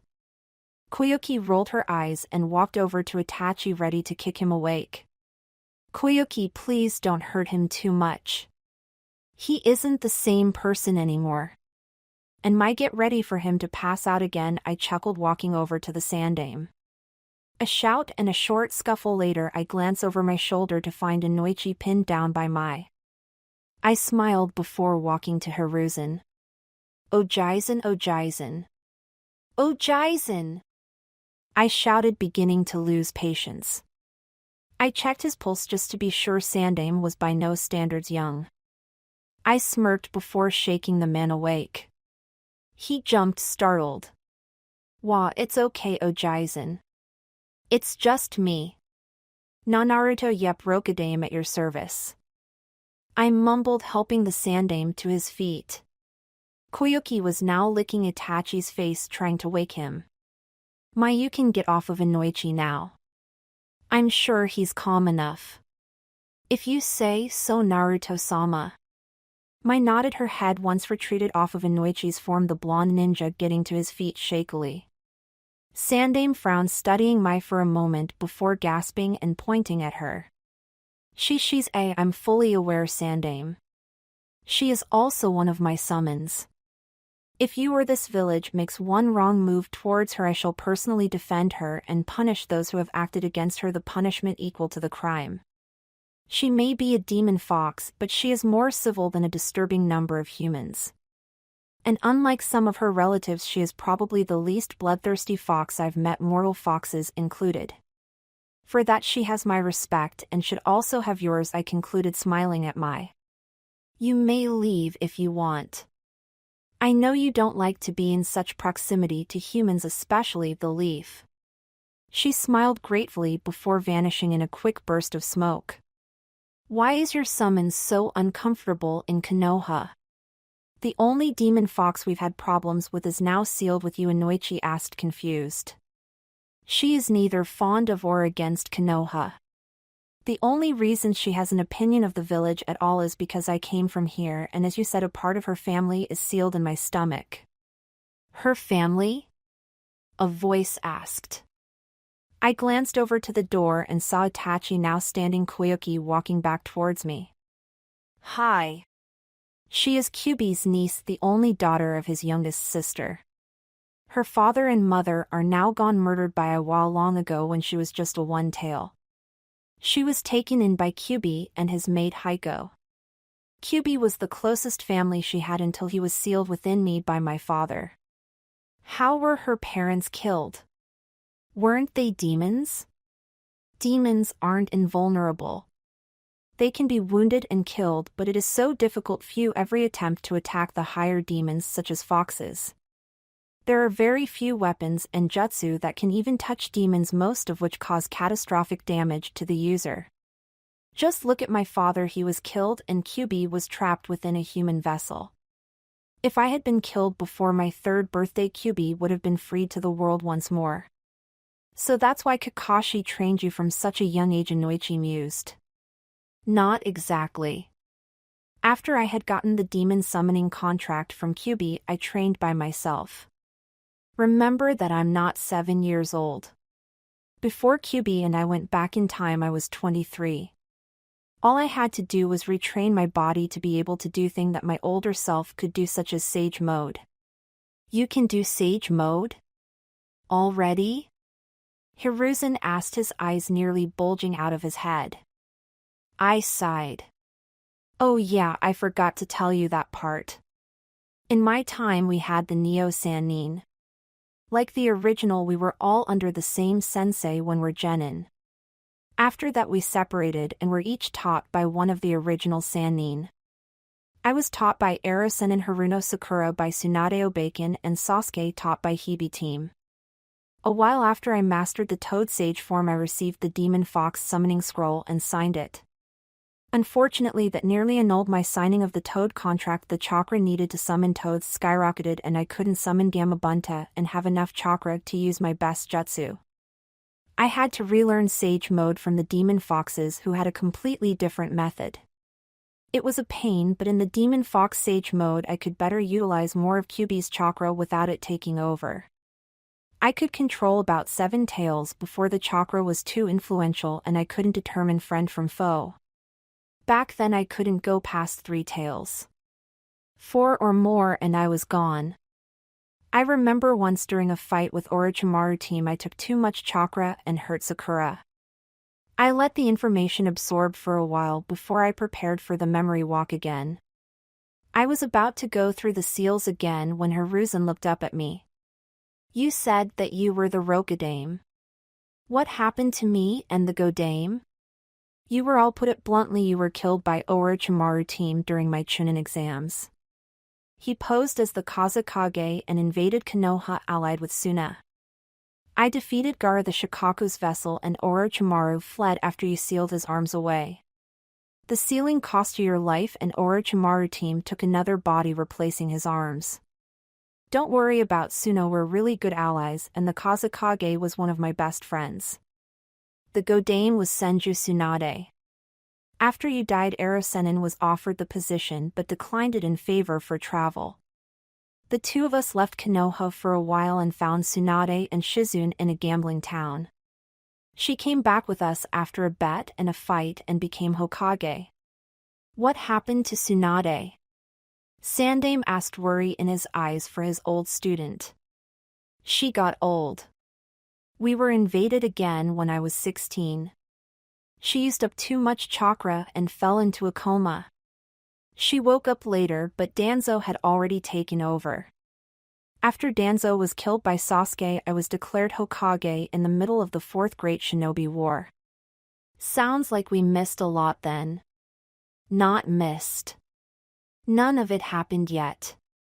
However, I know what your clan is planning, Itachi. It would be wise to convince them against it.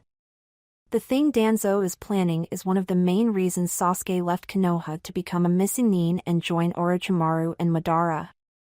What is he? Inoichi began. Omoid o Aruka no Jutsu. I shouted. Dozens of memories, my memories spun around us in two lines, one much longer than the second. This is my version of the memory walk jutsu. Instead of showing you a single memory, it rearranges everything you know into timeline. I have two timeline because I traveled back and changed my life from the beginning. I explained, comparing the two timelines at the same point. In the original, during the Kyuubi sealing festival, I was beat up for killing the villagers by those who thought I was the fox. In this timeline, I've had a birthday party. This way I can compare my lives and give you a glimpse of my past and your possible future. I pulled events out of the timeline. Team 7 going to get ramen, Sasuke getting his Sharingan, fighting Orochimaru in the Chunin exams, promising Sakura that I'd get Sasuke back even if it killed me. I showed myself training with Erosenin, coming back to Konoha after years of traveling and training Sakura, and I fighting Kakashi as we tested our teamwork again after years of being separated. The rescue mission to save Gara the Kazekage and my friend. Battling Akatsuki members including Itachi and winning most of the time. Hearing news that Sasuke had killed Orochimaru and later Itachi but still refused to return to Konoha. I showed scenes from my battle with pain where I was ready to die if it meant preventing more death and destruction to my home, up to the point where I was talking with Nagato, then crying over his and Jiraiya's death when I swore to erase hatred from our world. More recent battles, fighting alongside Gara as we attacked armies single-handedly, both of us desperate to prevent our friends from dying. I showed myself being taught various jutsu from my friend Sakura's medical ninjutsu, Kiba's tracking techniques, Ino's family jutsu, and struggling to hold on to shadows under Shikamaru's tutelage. Finally, I showed the final battle in Konoha in which we fell. We had rumors of a possible attack that I acted on, saving as many villagers and shinobi as I could. My orders for evacuation could not save everyone, however. Ino, Kiba, Bushibrow's Niji, Tenten, Chuji, and Shikamaru had all fallen in that one battle, trying to buy everyone else time to escape. I had fought in that battle using my father's Hiraishin in an attempt to keep everyone protected, a plan that had failed. I finally showed a happier memory, holding my daughter in my eyes and seeing a smiling Hina-chan and Kakashi looking at me trustingly. Deciding I had shown as much as I could, I pulled out of the timeline. I turned away from my memories and faced the three ninjas. Itachi was kneeling, breathing heavily. The Sandaime looked concerned and kept his eyes averted. Inoichi looked angry. Seeing my memories of his daughter's death caused his blood to boil. This is what I want hidden from Danzo. Itachi, I don't know if I should keep you away from Danzo or not.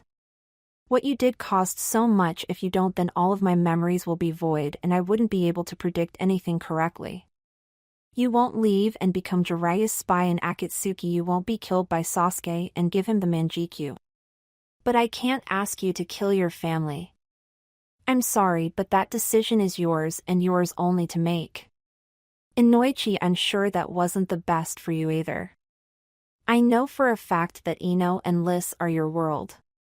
It probably won't help, but the only reason you weren't there is because you had already died fighting Uchiha Madara protecting Ino. You gave her and her newborn son time to escape. Your death is what convinced her to teach me Yamanaka Jutsu. You and your daughter are the reason I know your jutsu, and they saved my life more than once. I smiled sadly at my memories turning to Sandaime. Let me just say I really missed you. Now that I think about it, you were really annoyed by me in the past timeline. All I did was jump around, shout about how I was going to be Hokage, and yell at Kakashi-sensei for being late all the time. You had to convince Iruka-sensei to teach me, and even he wasn't too happy about it until I convinced him that I wasn't Kyuubi. And who can forget about the Will of Fire speeches?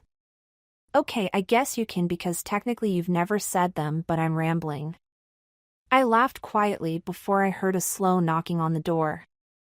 Hinata-chan sent a quick apology through the seal. It's okay, Hina-chan. We've just finished. I said to her through our link. I'm sorry he had the umbu and the council try to tackle me or something. I probably could have beat them, but that would have looked off a single 7-year-old going against 12 ninja and winning? A little too much to expect even from the Hyuga heiress. She responded a little sarcasm when she talked about her position in her clan. I know. I put a time seal on the door anyway. Just leave it to me. K Naruto-kun. Beat up Danzo for me? Maybe when we're older it'll look less suspicious. I laughed, feeling Hinata-chan mentally pout at me. I rolled my eyes back at her and walked towards the door, ripping off the seal and focusing chakra in my hand to burn it. Yes? I asked the assembled ninja. Danzo stood amidst 3 masked ninja, all wielding kunai and ready to rush the door. The war hawk himself stood flabbergasted at my casual response, and at his pause I turned my head back to Hiruzen. I'll see you later, Ojaizen. I shouted into the room, winking at the trio. Come on, Koyuki. We're late for class. I shouted, jogging back towards the Hokage's office where Hinata-chan was waiting for me.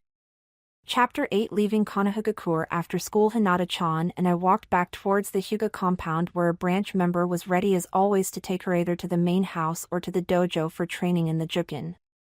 We walked calmly up to the gates and greeted them. A young woman looked at me with narrowed eyes as she listened to Hina-chan's pleas. And as long as Naruto-kun's there, I'm not going to get hurt. I'll probably just watch him for a while, then come back. Please? Please, please, please. Hinata-chan begged. Judging from the feel of her thoughts, she was trying not to roll her eyes just as desperately as I was. After a while, the branch member was worn down by her reasoning. Okay. She quieted Hina-chan. How about this? I'm going to go for a walk and tell Hayashi-sama that you came along. If you aren't back by the time I reach this front gate, you'll be the one to explain everything to your father. Thank you, Shiratori-chan. I'll be back really soon, okay? Hinata-chan shouted over her shoulder, dragging me behind her. After a while she stopped and spun around. So what's so important that you needed to wait till after school to tell me? Not here. We're going to the 44th, I explained, and Hina-chan visibly paled. You don't mean? Don't worry, I've been going there to train for the last few weeks. Everything in there knows not to mess with me, I said, grinning my trademark grin. I'm sure, she said, shaking her head slowly in exasperation. Is this that serious that we have to go all the way there? Yes. Are you up for a race? Oh, you're so on. Kakashi smirked, deactivating her chakra-sensitive weights and stretching. I followed suit and smirked as I felt over 200 pounds of pressure disappear from my limbs and chest. What are you up to on your weights? I have 20 on each arm, 25 on each leg. That's nothing. I have 45 on each limb and another 25 on my vest. I smiled at Hinata-chan and got into a runner's pose. She rolled her eyes and shifted into the pose, knowing that she'd lose this race. On your mark, get set, HEY. I shouted, watching Hinata-chan run off without me, only a dust trail left behind her as she rocketed away from the village. When I caught up with Hinata-chan, the gates to the Forest of Death were in sight. I leapt past her in a long bound and jumped close to the gate, flying over the high gate and landing on a tree on the other side. Hinata-chan stopped dead in front of the gate, glancing upwards before shaking her head and slipping in through a hole in the fence a few yards away. Cheater, I teased. She just smiled and flipped her hair away from her face and jumped to meet me in the trees. My hand formed the ram seal and I felt the weight return to my body. Follow me and stay close. The animals in here don't know you as well as they know me, I cautioned her. Okay, I'll be right behind you, she reassured me, lightly reactivating her own weights. I rocketed through the trees, following my path of kunai slashes towards my favorite clearing. After a few minutes it came into view. The clearing itself was huge, about 120 yards long and 50 yards wide. Dotting the grass were craters of various size, all remains from my former training sessions. Unlike Team 7's training grounds where I still went while it was unused, I only used the Forest of Death during the more serious ventures that I set for myself. Here I could train without fear of being discovered. I had never been followed into the Forest of Death, and only Kakashi knew the exact location of my clearing. It was here that I relearned the Rasengan and Rasen Shuriken.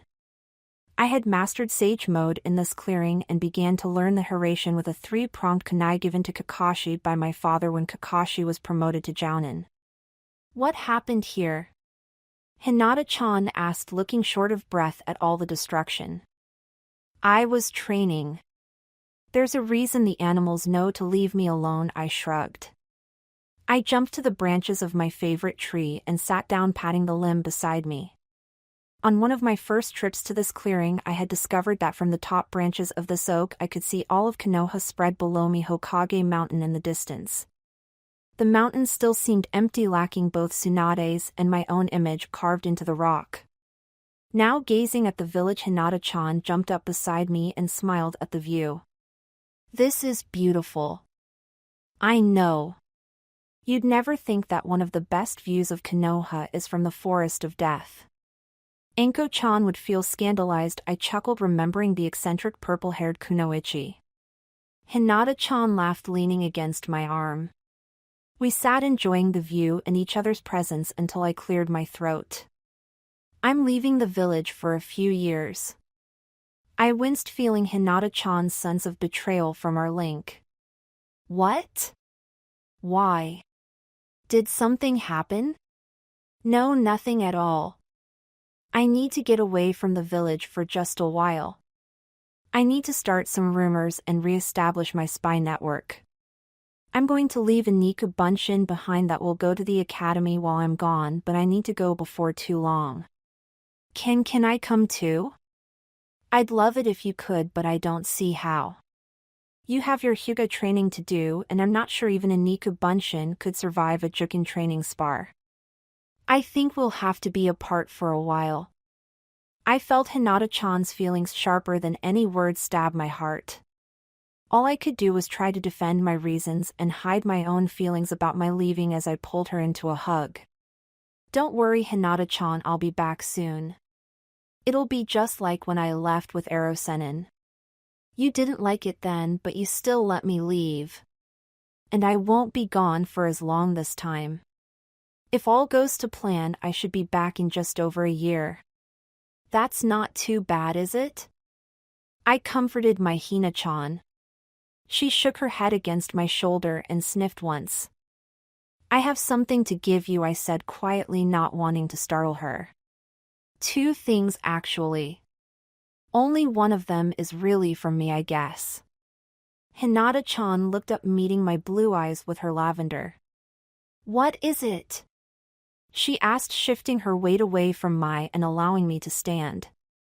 I reached into my school bag and took out a scroll.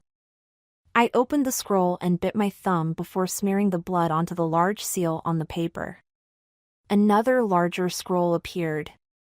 The outside of the scroll was etched with dark red and purple flames originating from each horizontal edge. I opened the scroll, revealing my name and my handprint written in blood below a heading that stated Demon Fox Summoners. I held the scroll open to my mate. "This is technically from Kyuubi. He said that you deserve to summon foxes, and I agree completely. The choice is yours though. If you sign this contract, then you'll have your own pack. Your pack can be both mortal and demon foxes, for example Koyoki and Mai are both in my pack. So why does Kyuubi want me to sign this? Not that I'm ungrateful or anything, but I am a little confused. He wants to keep it in the family," I mumbled, my 7-year-old face flushing. Hinata brightened and bit her thumb, reaching for the scroll. I held it open and she signing her name, Namikaze Hinata. I rolled my eyes, but she didn't seem too concerned. "It's still my last name, time travel or no. Besides, Kyuubi knows who I am. I don't think he'll mind, especially if he wants the scroll to stay in the family," Hinata-chan defended her reasoning. "I didn't say anything, Hina-chan. Anything to not get hit again," I thought to myself before wincing, watching Hinata raised her fist threateningly. "What was that, Naruto-kun?" she asked in her sweetest yet strangely evil voice. My eyes widened ever so slightly. "The armies of Iwa? Bring it on, they're no problem to the one and only Rokudaime Hokage." Hinata-chan's fist? Now I'm scared. "Heck it. You're so whipped." Kyuubi laughed at my expense, reveling in my terror. "Shut up, Q. That just means that your vessel is whipped. You sure know how to pick the ice," smirked back at him, knowing that would rub him the wrong way.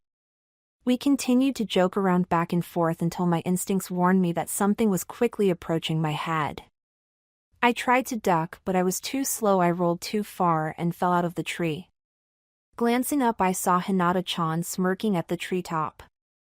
"I guess you don't want your present," I goaded the Hyuga heiress.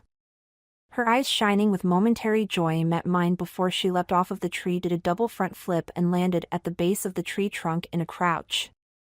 "You know, I remember when you could barely talk in front of me. And I remember when you kissed Sasuke and got beat up by a crowd of fangirls. What did you get me?" she pressed. I groaned. Somehow she always found a way to bring up that memory, a memory I'd rather crumple into a ball set on fire and laugh maniacally to the sky as it burned. I reached into one of my pockets, grasping a small box. "No, this is not a wedding ring. Your father would kill me if I proposed at age 7, I smiled, watching Hinata-chan's eyes examine the black box before opening it slowly. Nested in the center of the velvet was a small charm hanging on a silver chain.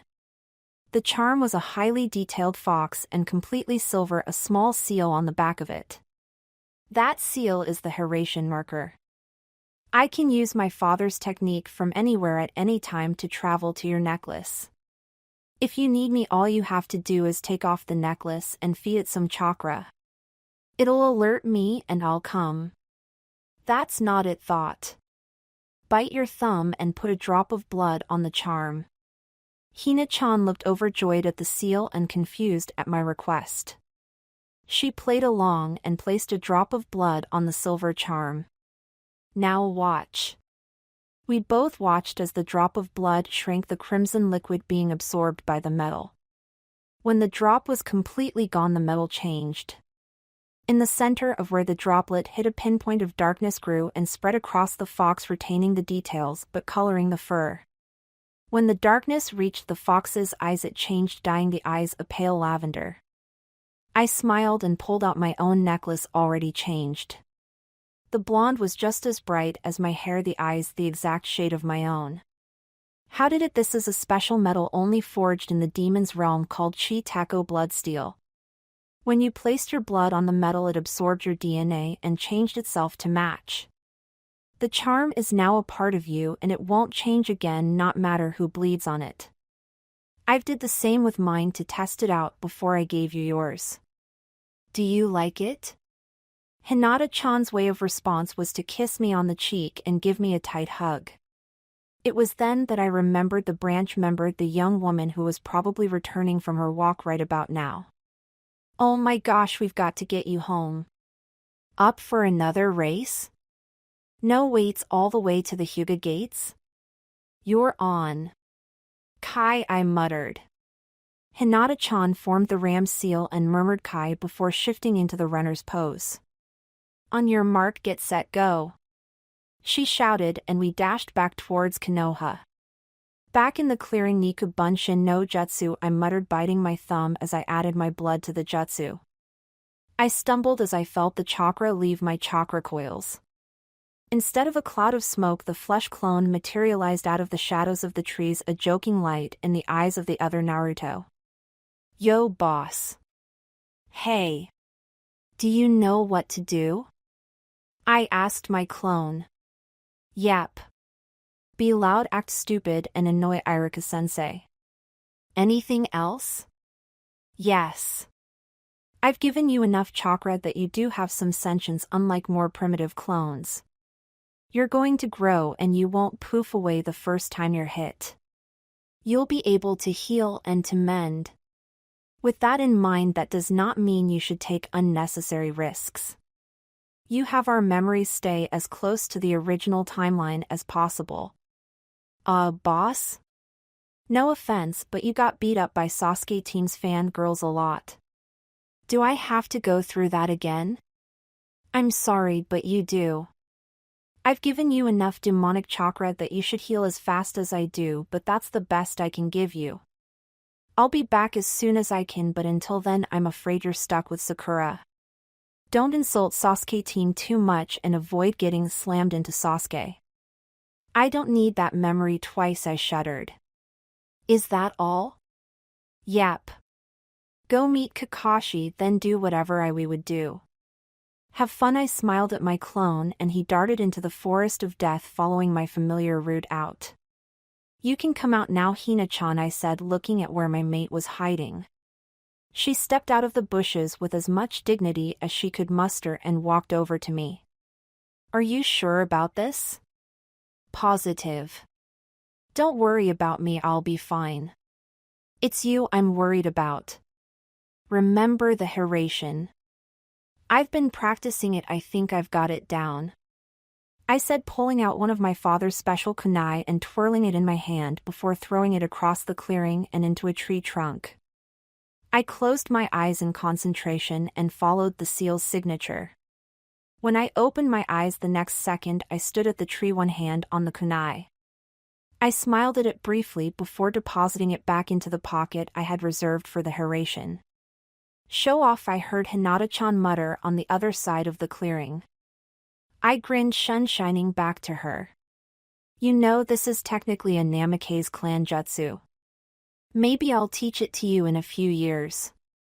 Maybe. I'm not sure I'd use it that much. What? Don't want there to be a Raven Flash? What would your bingo book name be? I've never thought about that. What about you? Well, Yellow Flash was already taken, I said, winking before Hinata-chan raised her fist. I guess I haven't thought about it that much. I'm already the Fox Sannin and Fox Sage. Isn't that enough? I don't think so. You're 7 years old, nobody calls you that now, Hinata-chan reasoned. Sure, Kitsune? Death Fox? I don't know. Oh, I know, I said, mysteriously grinning, the perfect name coming to mind. What? Check the bingo book in a few months. I'll be there. And what are you going to be doing to get into the bingo book? Keep in mind you're 7. People aren't going to take you seriously. Probably not, but that's what's going to circulate more rumors. How exactly was a 7-year-old able to infiltrate and destroy one of Orochi team's bases? Could he really use the Rasengan? You're having too much fun with this. I don't think so. If I make a name for myself now, I could stop Orochi team from giving Sasuke the cursed seal. But if you do that, he doesn't leave, and that's what triggered a lot of what we know. I got it. What? Let him get the seal, but beat Orochimaru up so he'll be weaker for the battle with Sandaime-sama. Then right after he gets the seal, you go into his mindscape with the Yamanaka Jutsu and kill the part of Orochimaru's soul. That way he'd keep the power but stay sane without that snake whispering in his head, Hinata-chan explained. I stood there for a moment dumbstruck. Why didn't I think of that? Because you aren't Shikamaru. Or me, Hinata-chan teased, a small smile on her face. The smile fell into a frown as I picked up my backpack off of the ground. Are you sure about this? I'm positive. I've already made the flesh clone and he has his instructions. I'll be back and no one will be the wiser. Hina-chan smiled sadly and raised a hand to her necklace. Remember, give it chakra and I'll know. I'll be there, I promise. I gave her a tight hug before I looked into the forest the opposite direction from Konoha. I guess you should get going, Hinata-chan sniffed. I'll be back as soon as I can. I even put a Hiraishin seal in my room in Kakashi's apartment so I could get back that much faster. Well, wait, are you waiting for?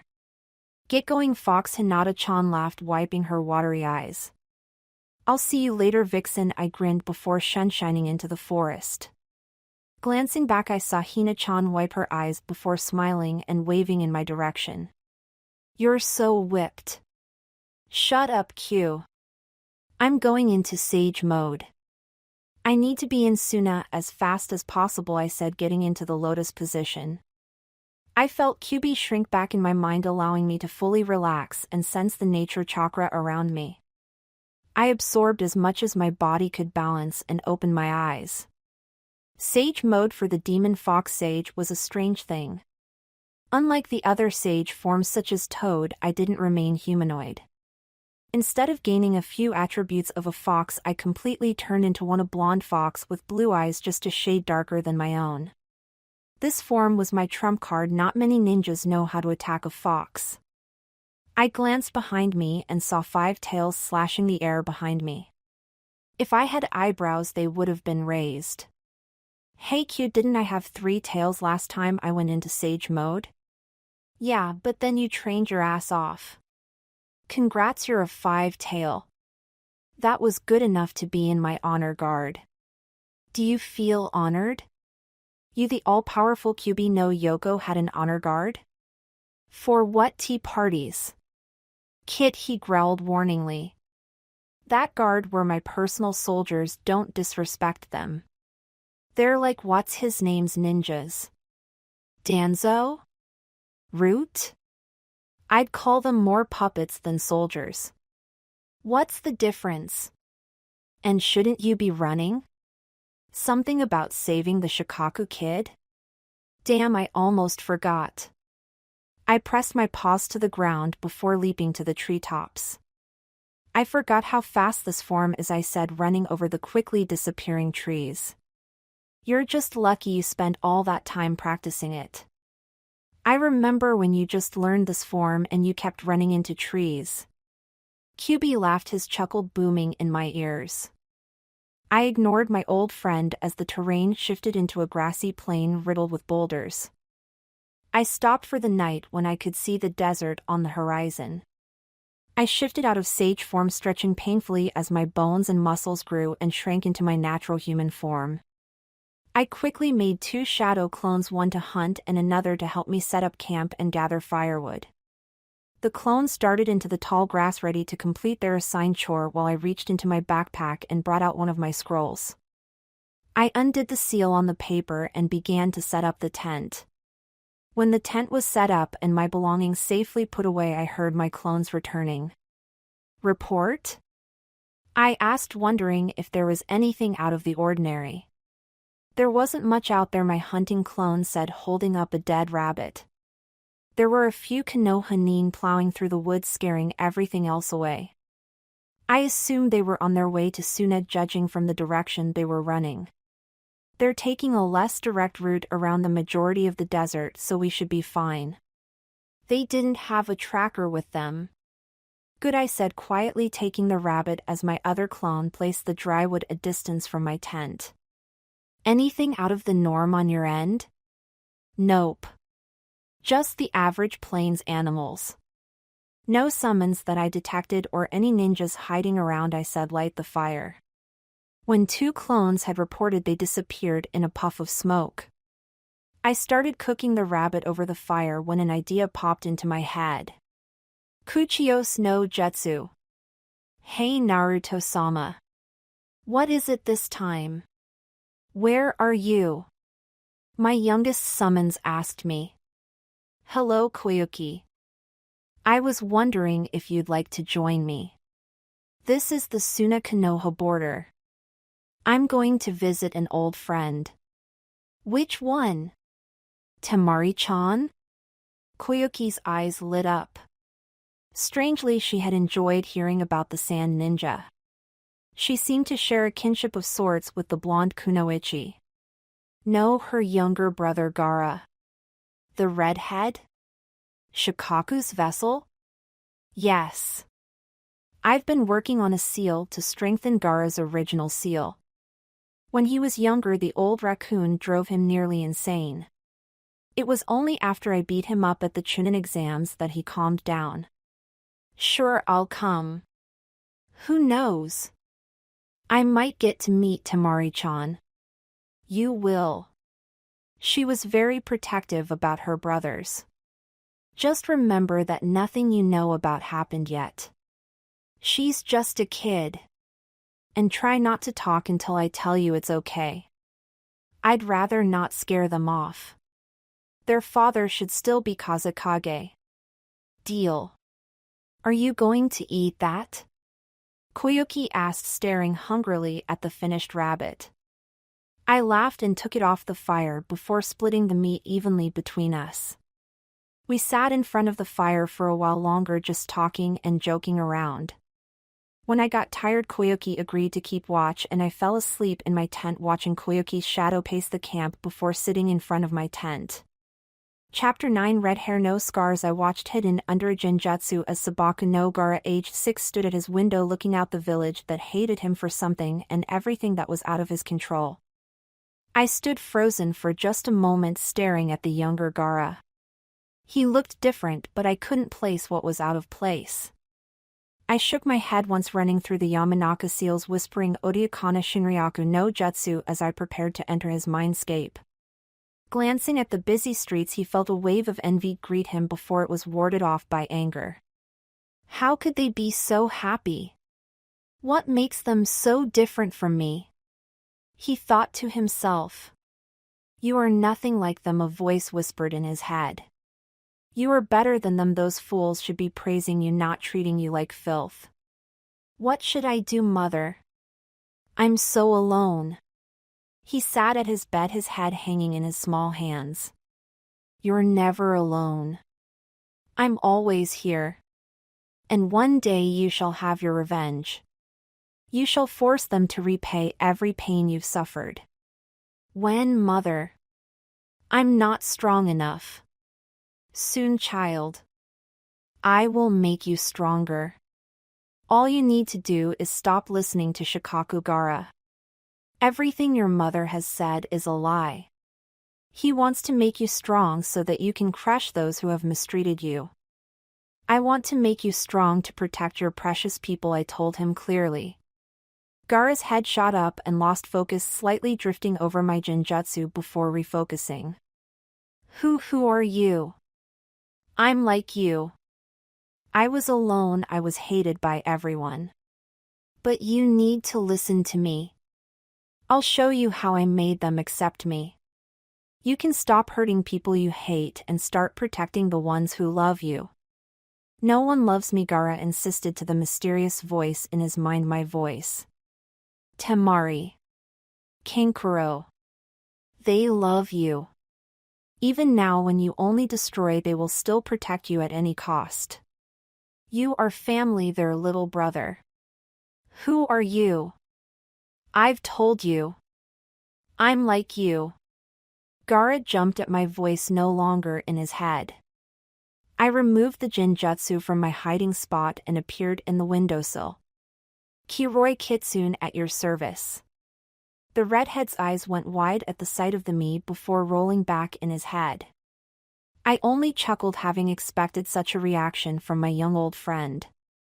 My eyes narrowed ever so slightly as I learned what was off about his appearance.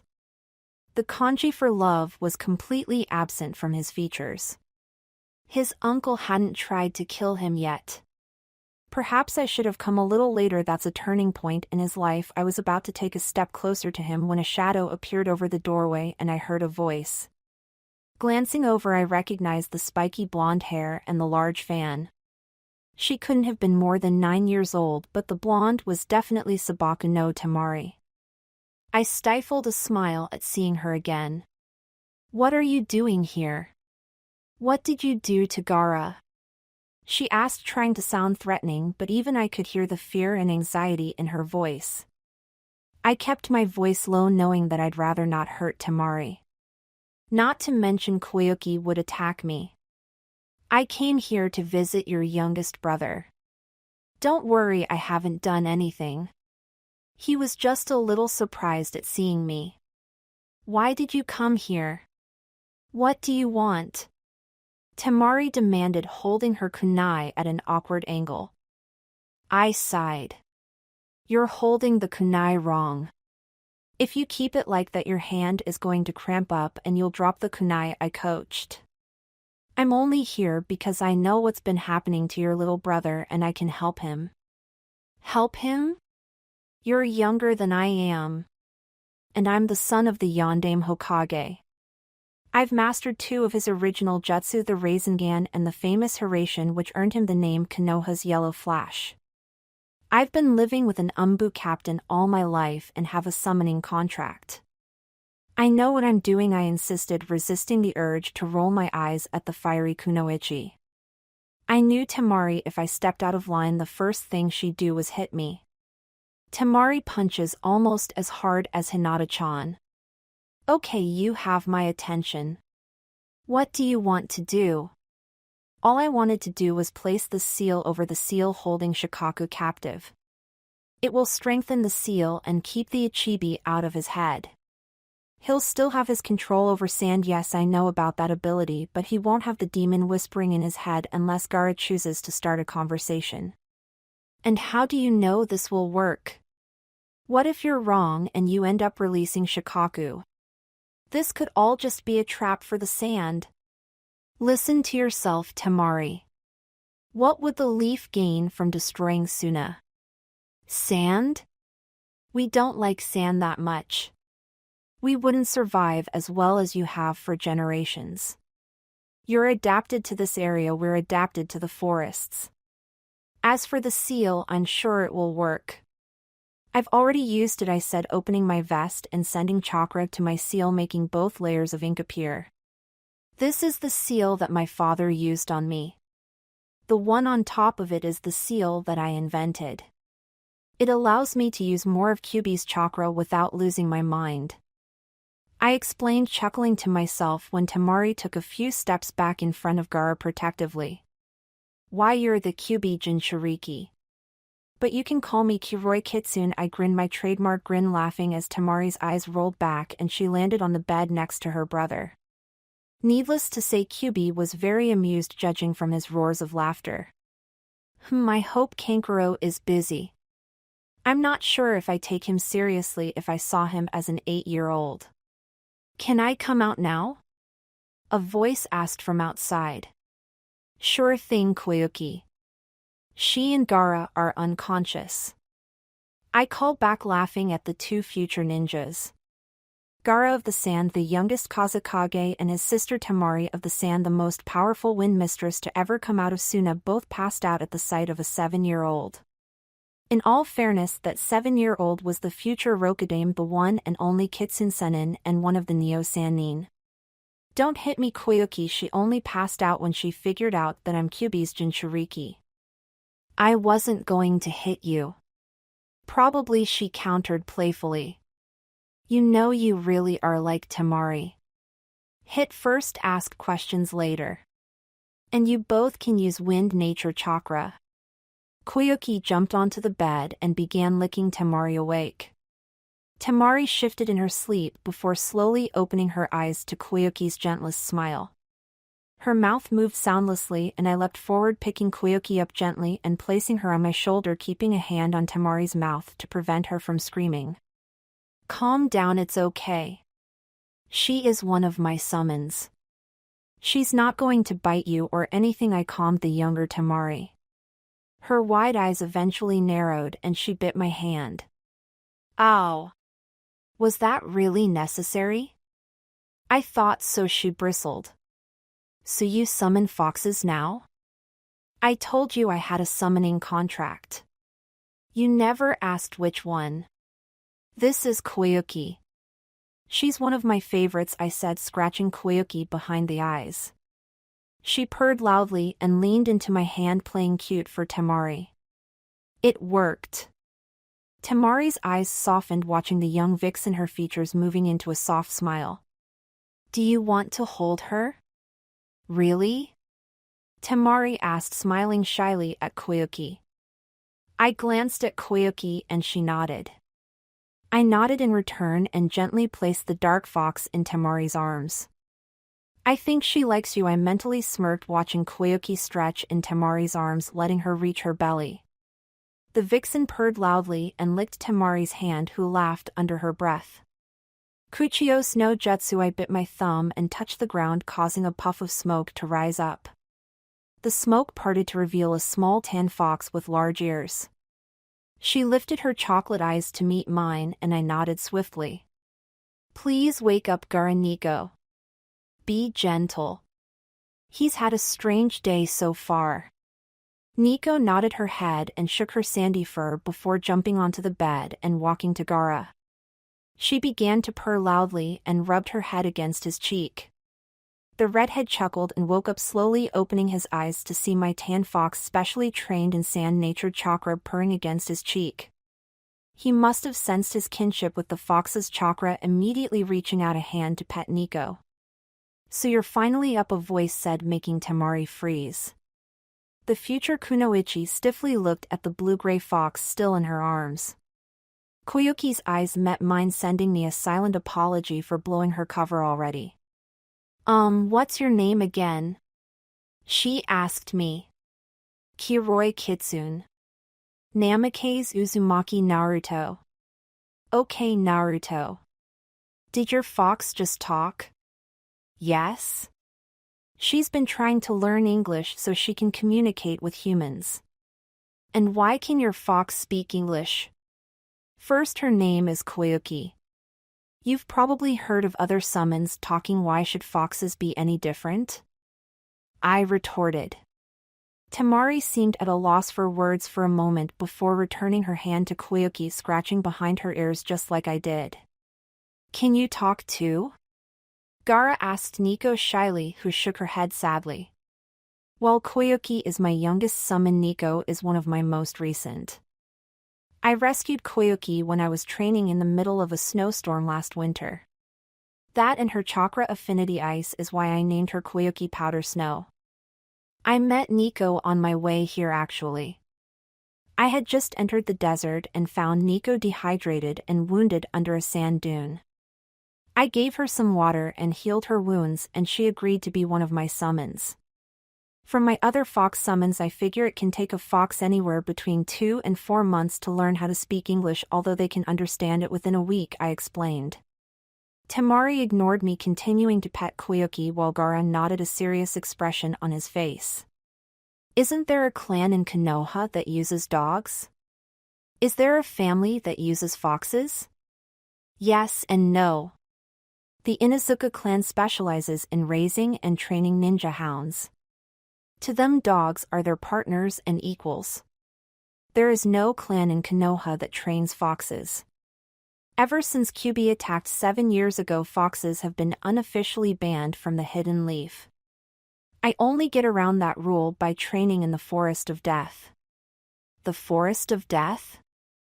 I've heard about that place. It's supposed to be filled with all kinds of monsters and animals. Temari exclaimed, eyes wide. It is. They leave me alone though. Most of the times I go there I'm surrounded by foxes or practicing high-ranking jutsu such as the Rasengan or the Chidori. Either way I'm left in peace to train. Even the ninjas from Konoha try to avoid the Forest of Death. So why are you in Suna? Shouldn't you be in the academy or something? Gara asked, smiling at Nico. I should be, yeah. As I explained to your sister, I'm here to help you. I know about Shikaku and everything that this village has done. I'm the Kyuubi Jinchuriki. If you're anything like me, you've been alone for most of your life, the village looking down on you even though your father is the Kazekage. I know I'm the Yondaime Hokage's son. I didn't know that the Yondaime Hokage had a son. Gara said, his eyes narrowing in confusion. Most of the other villages think I died when I was born. My father made a lot of enemies in the Third Great Shinobi War. Iwa, for example, would be happy to try and capture me as payment for all the devastation my father caused to their people. Oh, so why are you in Suna? I don't think you answered. I didn't, you're right. I'm here to help you. I know your pesky Ichibi friend has been talking to you and I can help you make him shut up. I created a seal to help contain Abija's conscience. It will still be there, but the entity in your case, Shikaku, will be kept more distanced from your own mind. I already used the seal on myself. At this moment I could talk to Kyuubi and he can talk back to me, but he can't do anything more than that. He has no control on anything but the amount of his chakra he adds to my reserves. For example, if I give you this seal, you will keep your ability to control sand. Also, if you get on really good terms with Shikaku, he might even give you the Demon Raccoon summoning contract. It does exist, I've even signed the Demon Fox contract. Really? Gara asked, his eyes wide as he tried to process all of the information I was feeding him. Can I see? I suppose if you really want. Stay still and try not to faint again. I'm going to summon a four-tailed fox. Kuchios no Jutsu Zoran. Naruto-sama. A large blue-black fox appeared in a poof of smoke, sounding a little surprised at its summoning. Is something the matter? Not at all, Zoran-san. I thought you might want to meet Shikaku-san's vessel Sabaku no Gara. Gara, this is Zoran, my guard's second lieutenant. I introduced the two, watching as they studied each other. Zoran's eyes noted the dark circles around Gara's eyes and smirked lightly, knowing what his old one-tailed friend had been trying. The insomniac himself was staring at the four-tailed demon, his eyes drifting from his blue-black head to the tips of each tail shining a light red-orange. Hello. Gara said awkwardly, his eyes locked onto the four tails cutting the air behind Zoran. The tails immediately stopped moving and curled against Zoran's back. I know they're distracting. So this is Shikaku-san's vessel, Zoran said, walking around Gara in a circle. He could be worse, I suppose, Zoran. He is only 6. He has a lot of potential and you know it. I'm sure he's practicing his sand manipulation, trying to get it out of Shikaku's control. I bet you can guess what your old friend has been doing. Ah, yes. That raccoon never could control his bloodthirst. It was great for bloody rampages back in the day, but it's getting a little old, don't you think so, Shika? Zoran asked Gara, looking him in the eyes. I don't know what you're, Zoran, it's been a long time, old friend, Shikaku said inside Gara's head. Just a second, Zoran grinned, placing the tip of one of his tails on Gara's forehead. Try saying something, Shika. I forgot that trick actually works, Zoran. It's been too long. Well, that tends to happen when you go and get yourself sealed into humans. They don't let you have any fun. At least Naruto-sama is civil to Kyuubi-sama. But enough about the Kiroi Kitsune. What's this I hear about you? Giving this Gara boy some trouble, are we? It's not my fault. The boy's uninteresting. I have to take over and kill the assassins his team of a father sends his way. The boy's too weak to take a life without me, Shikaku complained. Come on, Shikaku. You're a big demon. Instead of haunting Gara, why don't you make him stronger, train him? Just look at Q and I. We get along, he's even given me the demon fox summoning scroll. I get stronger, he gets summoned every now and then as long as he doesn't go on a rampage. Why don't you and Gara have something like that? I asked, deciding to jump in. Because Yellow Fox, this kid is boring. You can talk to me about potential when everything you know happens again. If you're so interested in him, why don't you train him? I can't. I have to establish my network. If you know what I know, you know he needs to be in Suna for his family. If that doesn't happen, he might not make it to the exams, I explained, earning confused looks from both Gara and Temari. What are you two talking about? Temari asked, looking up from Koyuki. A very long, complicated, and involved story that explains my entire existence. I'd tell you, but it could put myself as well as the people I love in danger. Why? Are you a spy? Temari asked in a teasing tone. When I didn't respond, she gasped. What? Chapter 10, Gara's Scars. How does Konoha not know where you are? Gara asked, trying to ignore his sister who was currently bouncing off of the walls. Kami, does that cub ever shut up? Shikaku growled, making the excited blonde slow to a stop. How could I? I'm not a spy, Temari. Yes, I'm setting up a spy network, but that doesn't actually make me a spy. Being in charge doesn't mean I have to follow the same profession. Oh, really? So what are you? Right now? I'm a normal 7-year-old sitting in academy classes, bored out of my mind. You mean they don't know you're here? Gara surmised. I smiled at the 6-year-old, impressed at his understanding of the situation. No, they don't. If you would be quiet, I'd be able to explain everything. Well, not everything, but enough for you to understand, I said, rubbing my temples. Temari shut her mouth and nodded for me to continue before reaching for Koyuki, now curled around my shoulder. I let her take the ice fox before sitting on the edge of Gara's bed. As I said, the Konoha ninja don't know I'm here. I left behind a more evolved clone behind to sit through academy classes while I travel, train, and set up my network. Any questions so far? What kind of clone did you leave? I'm trying to learn how to do a bunshin, but I can't get it right. I actually left a Niku bunshin. I'm not sure where I learned it, it's just been in my head for a while, I half lied. I had learned the Niku bunshin from one of Kabuto's medical scrolls that Sai and I had found while ransacking one of Orochi team's bases. A flesh clone? Is that even possible? It's possible, but it eats up a lot of chakra, so I don't use it. I usually use Kage bunshin because I learn everything they've discovered and I don't get hurt if I send them into dangerous territory. Kage bunshin was the first technique I mastered. Anyway, I'm getting off topic. I left a clone. I told him exactly what to do, how to act, etc. I told 2 people that I was leaving, 2 people I shall not reveal or explain my reasons for telling them. Why do you need a spy network? I have plans in the future. For some of them I need a good spy network.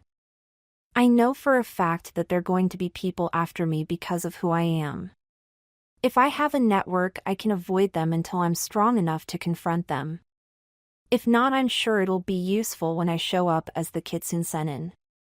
You can go into sage mode? Already? Shikaku, you should know what I'm capable of. Or do you not remember what Kyuubi told all of the demon lords when we went through? I asked the demon. I heard Gara start to ask me a question when there was a knock at the door. Gara? Are you in there? A man's voice asked. Gara's eyes immediately brightened and he grinned. Hey Yashimaru Wajizan. Gara called back. Gara can come out here for a bit? I need to talk to you. Yashimaru asked through the closed door. My mind started working on overdrive. When Gara was 6, an attempt was made on his life.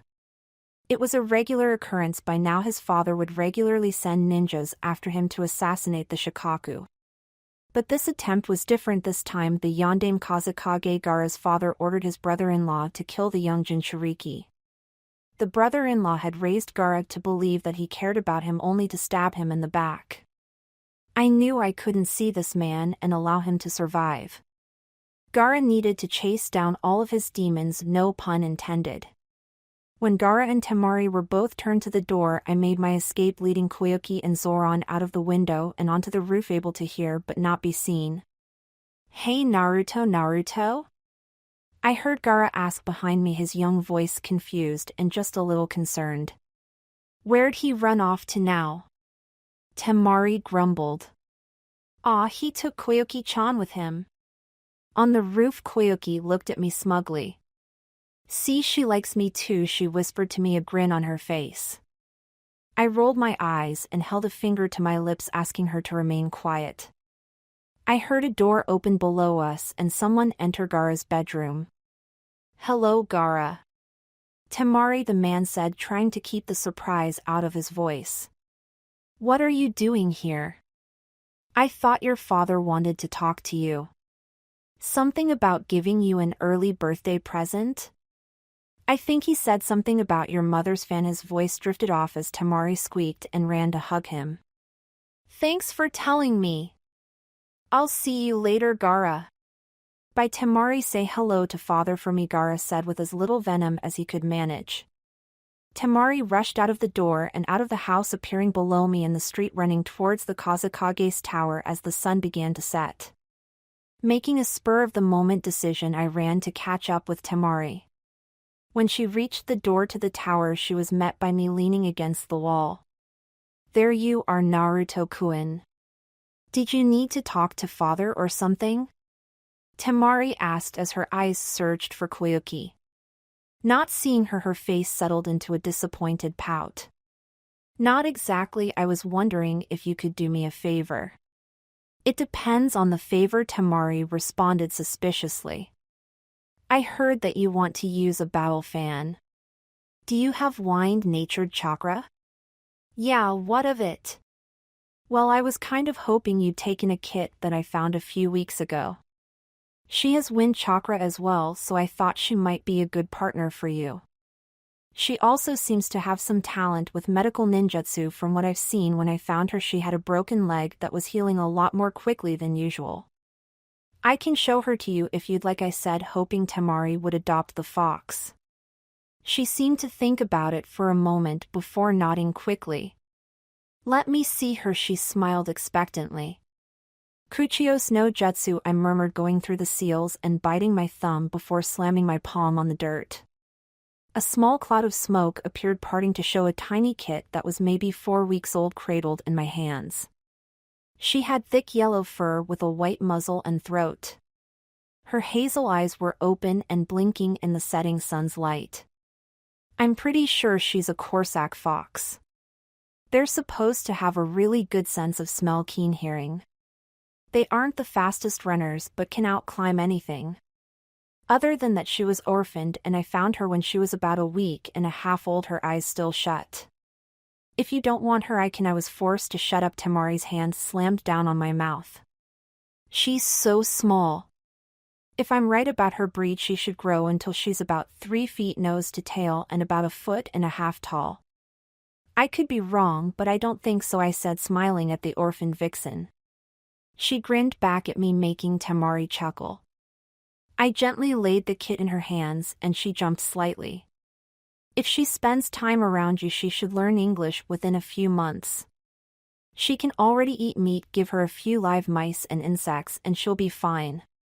Anything else you can learn from her?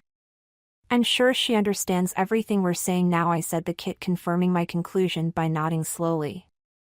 What's her name? She doesn't have a name yet, actually. If I raise a fox, I don't name them unless I'm sure they won't be released.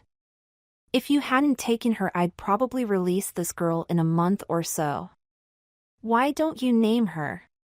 Tsunarashi, she whispered. Sandstorm. I smiled. It was a good name, matching her tawny pelt. Take good care of her. I won't summon her again as long as you watch over her, I told Temari. Why does that sound like a goodbye? Because it is. How about this? Make it to the Chunin exams in Konoha with Gara and Kankuro and I'll see you there. But the Chunin exams were, don't worry about it. They should be hosted again in Konoha in 5 years according to Sixth Hokage. And if someone by the name of Orochimaru comes to Suna, play along at all costs. He won't hesitate to kill you if you don't obey him. I'll see you later, Temari. I gave her a quick hug before shining away. Looking back, I saw Temari glance at the kid in her hands and smile before turning into the Kazekage tower to receive her mother's battle fan, her inheritance. Good luck, Naruto-kun. I'll see you soon. Her voice drifted over the distance, picked up by my enhanced senses. I frowned, remembering the last time she had said that to me in the ruins of Konoha. I shook the sense of foreboding and walked back to Yashimaru and Gara's home, enjoying the night until a scream was heard ricocheting off of Suna's buildings. It rebounded in my ears, impacting my senses from every angle. What? Where did that come from? You know, somewhere up there Shinigami-sama and Kami-sama are laughing their asses off. Think, Kit, what happens this year? You thought about right before you went to go flirt with the other annoying blonde? I was not flirting, I love Hinata-chan. And what are you talking a? Oh no. Not now, not today. I thought, the color draining out of my face.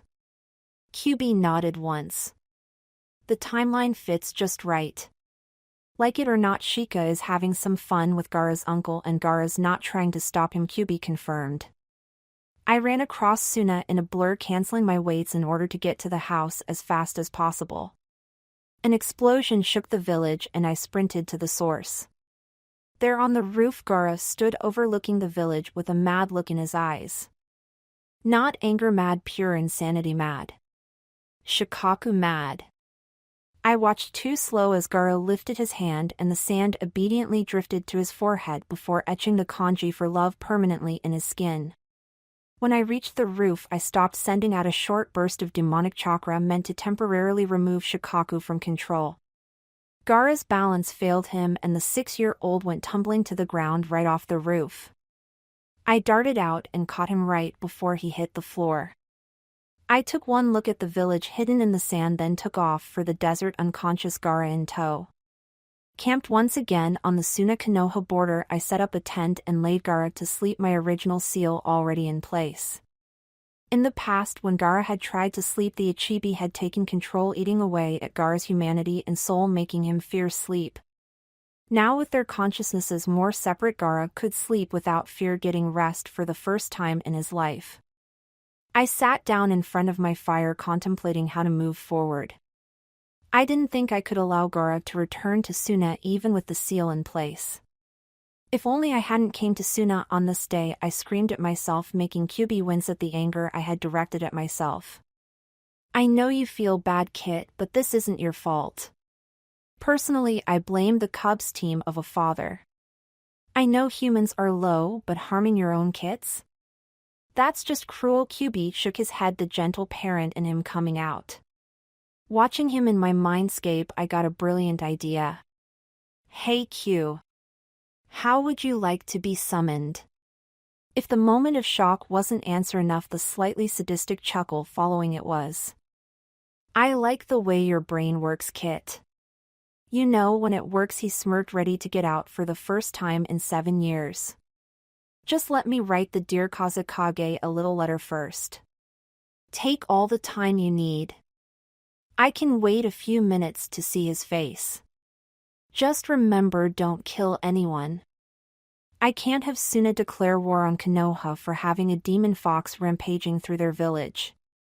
Not even a little rampage? No, Kyuubi, I said, rolling my eyes at the billions of years old demon acting so childishly. I got out an unmarked scroll and pen and began to write. Dear Yondame Kazekage, I'm sending you this letter to report that your youngest son Sabaku no Gara is anything but deceased. I am personally ashamed of and offended by your behavior both as a Kage and also as a father, and if I hear that you have taken so much as a step out of line, I shall return to Suna and take something much more valuable to you, such as your life. I'm fully aware of Gara's position as well as his potential power as the Shikaku's Jinchuriki. You are a fool for deciding his fate so young. With the proper training and control, I have no doubt in my mind that Gara will be on level with the Kage, if not above them, by his 16th birthday. On that day I have even fewer doubts that he shall come and claim the position of Kazekage from you. That is of course under the assumption that no other decides to remove you from office peaceably or not. As for Gara's training, I myself have resigned myself to be his mentor. I shall teach him everything that your village would no doubt deem unnecessary or impossible for him to grasp. I shall ensure he grows in strength before allowing him to return to Suna, which I shall grant as soon as I believe him able to protect himself from the fools that are so publicly praised in Suna. That said, do not presume that you are able to bully my student when he eventually does return to Suna. If he leaves you alive, then it shall be against my wishes.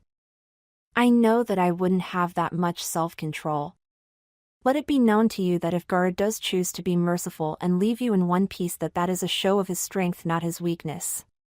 If you have any questions or wish to see your son, too bad. You gave up your rights as a father both to Gara and your other two children the moment you first sent an assassin after your youngest. I shall keep you informed on his most recent progress, but don't be fooled. It is not out of compassion for you that I shall information. It is rather my own selfish whims wanting you to spend every night thinking of the young boy that you cursed then tossed aside. As you fall asleep, think of the insomnia he suffered, knowing that if he succumbed to sleep, the demon you ordered into him would come alive and take control, eating away at his soul and humanity. The next time you see a shadow or a flash of metal, I can assure you that I might be with it. Even as I write this, I'm very inclined to drop all pretenses and abandon all social niceties. You may be the fourth wind shadow, but I can assure you there is more power out there, always out of your reach. There will always be another yellow flash Sharingan Kakashi demon of the bloody mist or Hanzo of the salamander. A name is a beautiful thing, always ready to instill fear and hostility.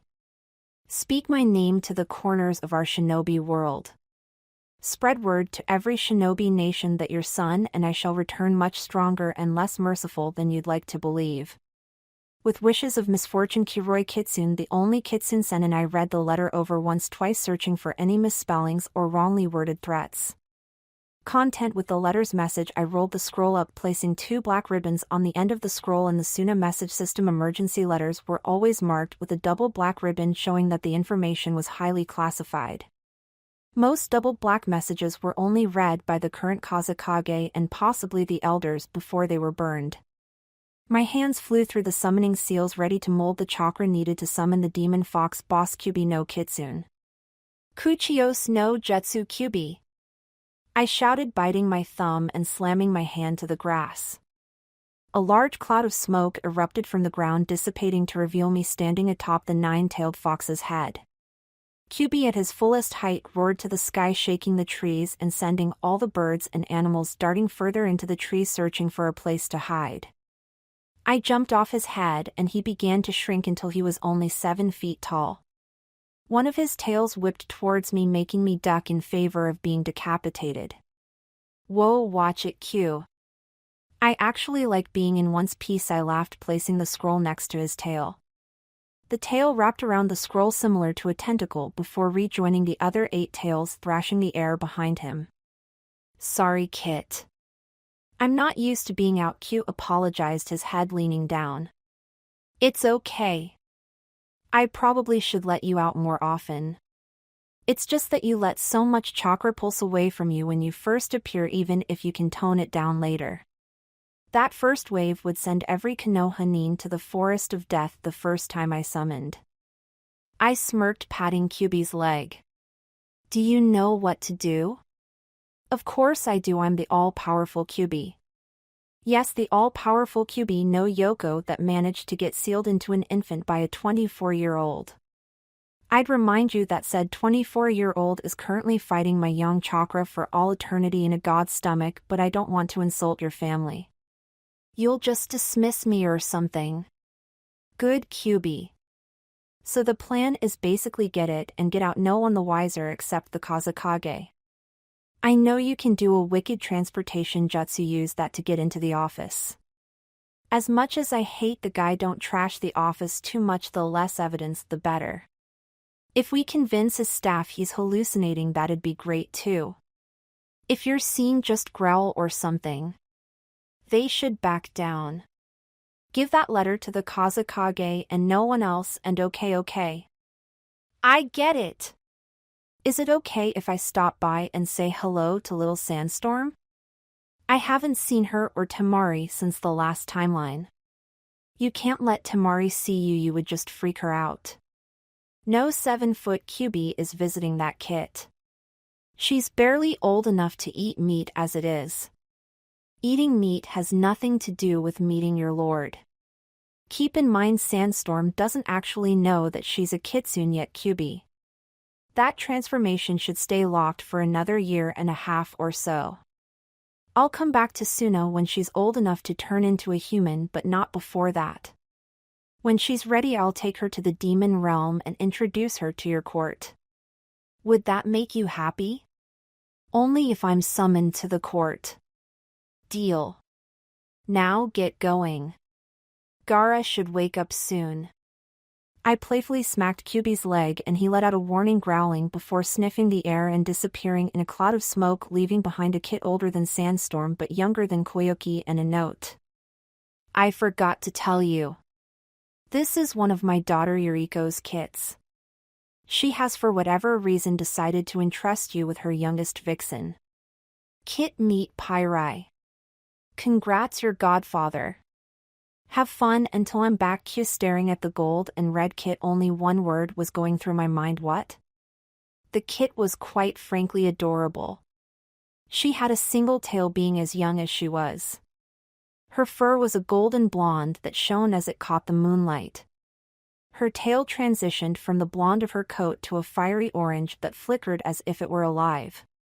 She had dark cocoa eyes that had a faint ember around the edges, eyes that were dangerous but ensnaring. I watched the kit smiling gently until I heard something I had definitely not expected. Are you going to keep staring at me, or do you have something to eat? I'm starving, the kit said in a light tone, her eyes growing ravenous as her nose twitched, smelling the wild hen I had caught as it cooked over a fire. It's almost ready. Just out of curiosity, how old are you? I'm about 200 of your years. Why? Because you look a lot younger. Demon fox.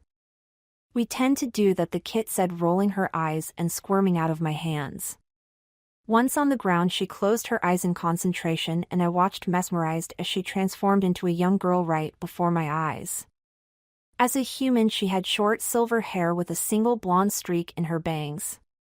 Her eyes retained the red shimmer but now seemed more mischievous. She was pale-skinned and had long limbs. She rolled her neck before taking a step closer to me and extended a hand to me. I'm Pyrai. Nice to meet you. Namikaze Naruto. Likewise, I said, shaking her hand as Gara flew out of the tent in a panic. Chapter 11 Ninjikyu Curse of the Uchiha. Bursting out of the tent, Gara recognized me and froze. Well, what happened? He asked, confused and disoriented. Don't worry, you're safe. After what happened with your uncle, I took you out of Suna. It's too dangerous for you there now, even with the little message I sent to your father. I was about to send Temari a message saying that you're alive, but I'm sure Kyuubi will give Sandstorm the message. He may be powerful, but subtle he is not, I said, shaking my head. Gara paled, if that was possible in the moonlight. Kyuubi? Don't worry, he is a summons. I can dismiss him anytime. He won't step out of line with freedom so close, and I've already ordered him not to kill anyone. He's to slip and deliver a scroll to your father, give Sandstorm a message for Temari, and slip out before coming back here. Nothing he can't handle. So how can I sleep? Didn't Shikaka do anything when I was sleeping? And who is this? Gara asked, only now noticing Pyrai. I kind of put the strengthening seal on you when I knocked you out back in Suna. I thought you wouldn't mind. If it took, you shouldn't be able to hear Shikaku unless you want to. As for her, this is my goddaughter? I'm not really sure. She's a stop beating around the bush Naruto. I'm a kitsune cub. I'm one of Kyuubi's granddaughters. My mother Yuriko entrusted me to this little kit, she said, pointing to me. Who are you calling a kit? I'm 28 years older than you. I shouted. Age and height were always my two sensitive nerves. I was always the short kid until I went training with Erosenin, and I always seemed to be younger than everyone else in the Konoha 11. Good going, Naruto. You are aware that the cub didn't know who you are, right? And you did? I asked, shocked at how much the kitsune seemed to know. Of course I knew. Kyuubi-sama pretty much announced it to the entire royal court, and being Yuriko Heim's daughter entitles me to a seat in politics. What is going on here? Gara shouted, trying to overpower our bickering. I sighed, not sure how exactly to move forward. Frustrated, my hands formed a seal and I heard my voice shout out, Henge. A puff of smoke later, I was my 22-year-old self, Rokudaime Sage Code and all. Namikaze Uzumaki Naruto Rokudaime Hokage Kitsune Senin and Neo Sannin Kiroi Kitsune, and a bunch of other titles I don't bother with. The only one you need to know is Time Traveler, Pyrai said, bluntly deflating my ego. For the third time today, Sabaku no Gara lost consciousness. And that is why I was going to sugarcoat it, I said in a grunt, lifting Gara easily and carrying him back to the tent. He's Shikaku-sama's vessel. He needs to grow a spine, Pyrai shrugged indifferently. You didn't have to say it like that. The kid has had a rough day. First me, then Fox summons, then Demon Fox summons, then my disappearance, his uncle's assassination attempt, killing his uncle, carving love into his face, and being knocked out by yours truly can really wear a 6-year-old out. He doesn't have time to be a 6-year-old. You have less than 2 years to train the kid before sending him back to Suna or smuggling him into Konoha. That's less time than what you had with Jiraiya Sennin, and then you still needed a lot of training before you took on anyone like Pain. There isn't enough time to coddle the cub, you need to train him until he can't move. I know that. I just can't imagine what this'll do to the timeline. It depends. Let the Hibi take over Suna and he'll be welcomed just in time for the Chunin exams. Before that, you're going to have issues with the Kazekage. I know. I guess we'll have to play this by ear, I said, watching Gara turn in his sleep. I was about to say something else, but my thoughts were quickly scattered by a pulse of chakra I got from a faraway Haration seal. Hinata! I need to, I know. Go find your mate. I'll watch the cub. Thanks, Pyrai. Be back soon, I said, placing a Haration onto the tent before pushing my chakra to Hinata-chan's necklace. I rode my chakra back to Konoha where the wave ended. There, standing in the forest of death, stood Hinata-chan with Itachi. At the sight of the raven-haired ninja, I couldn't help but shift into a defensive pose. Remembering where and when I shifted out of the crouch, shrugging my shoulders apologetically. Sorry, Itachi. Wrong timeline. That's going to take some getting. When did the Uchiha massacre take place? The date? He asked, sounding desperate and keeping his eyes averted as Hinata-chan hung her necklace back around her neck, the blood steel glinting sharply in the moonlight. At this point I said something really intelligent like why, but Itachi met my eyes. Two Manjikyu Sharingan pierced the darkness. It's soon. Today Danzo had him killed right in front of me. I couldn't even do anything. Sue-Drae is gone, Itachi muttered, dropping his eyes to the ground again. Not knowing what else to do, I walked over to Itachi and put a hand on his shoulder. What should I do? I don't know, Itachi. You could make yourself an S-ranking missing nin and become Sasuke's reason for moving forward, or you could try to go against Danzo and try to find a peaceful way to stop the coup with Hiruzen. I can't tell you what to do, Itachi. All I can is either way I'll do all I can to keep Sasuke in the village. Everything is out of my hands. I turned to Hinata-chan, who tackled me into a hug. I missed you, she whispered in my ear. Already? I haven't been gone a week. How's the clone doing? Loud, confident, and getting touchy about his height. I'd say he's doing a pretty spot on performance. How are things at your end? Actually, I haven't quite started, I said, scratching the back of my head nervously. Hinata-chan looked ready to explode before taking a deep breath and faking a smile. And what were you doing this entire time? She pressed, adding so much killing intent to her words that even Itachi, the Uchiha prodigy, choked. Saving Gara from Yashimaru, letting Temari down easy, giving away a baby kitsune that doesn't know she's a kitsune, yet meeting another kitsune who's my goddaughter.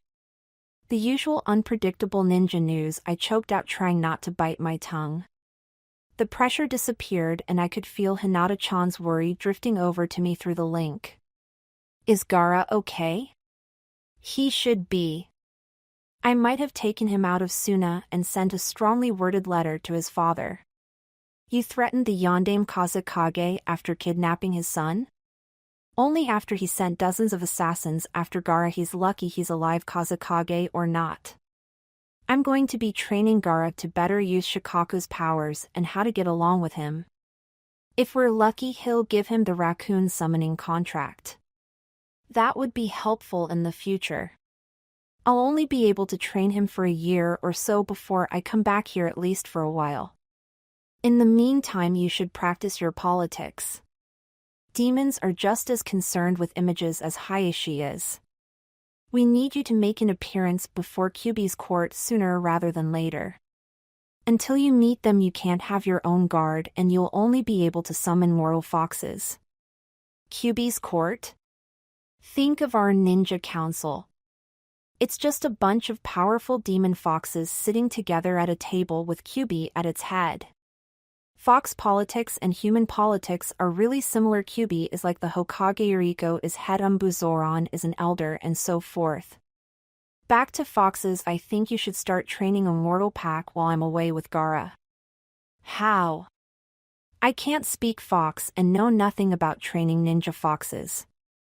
Think about who has a major crush on you at this point in time. I smirked, remembering the Inuzuka's temper whenever I was seen near Hinata-chan. Her eyes looked confused before widening slightly. Kiba?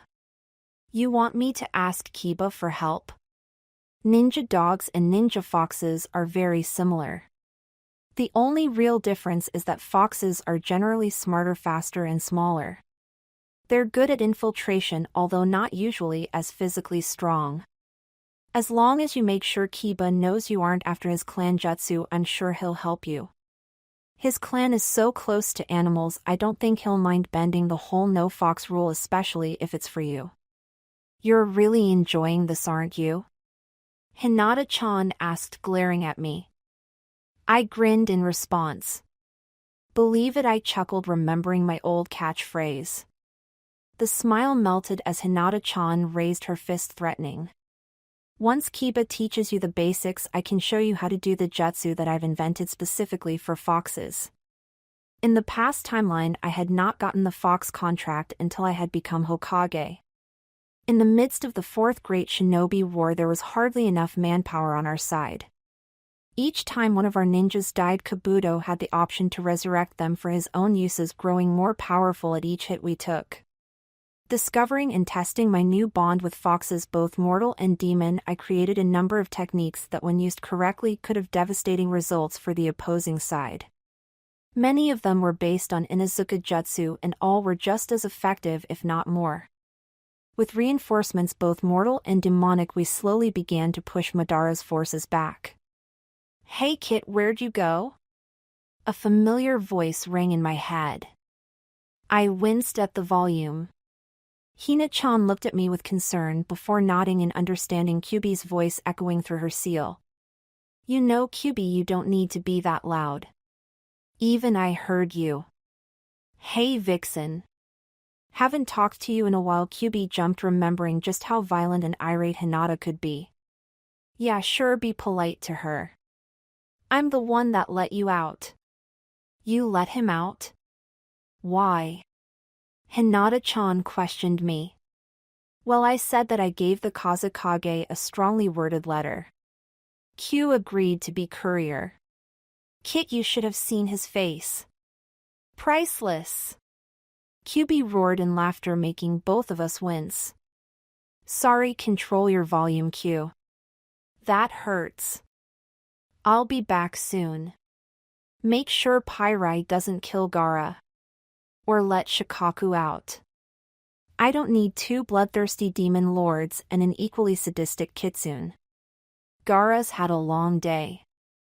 I'll try. See you later, Kit." Vixen Kyuubi said, using his nickname for Hina-chan.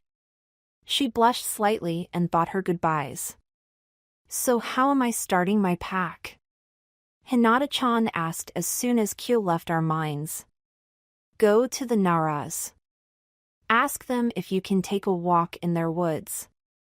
They might not advertise, but their forest is home to a number of foxes as well as deer. If they don't want to let you in, tell them that you have the fox summoning contract, just don't tell them how you got it. They should let you in after that. They understand the bond between a summoner and the summons. But that can wait till tomorrow. For now, summon one of my mortal foxes, Kazura." "Okay. Kuchios no Jutsu Kazura," she said, flying through the seals and biting her thumb. The smoke parted, revealing a medium-sized fox with dark brown fur, a single black stripe running down his chest. "Hello, Kazura-kun."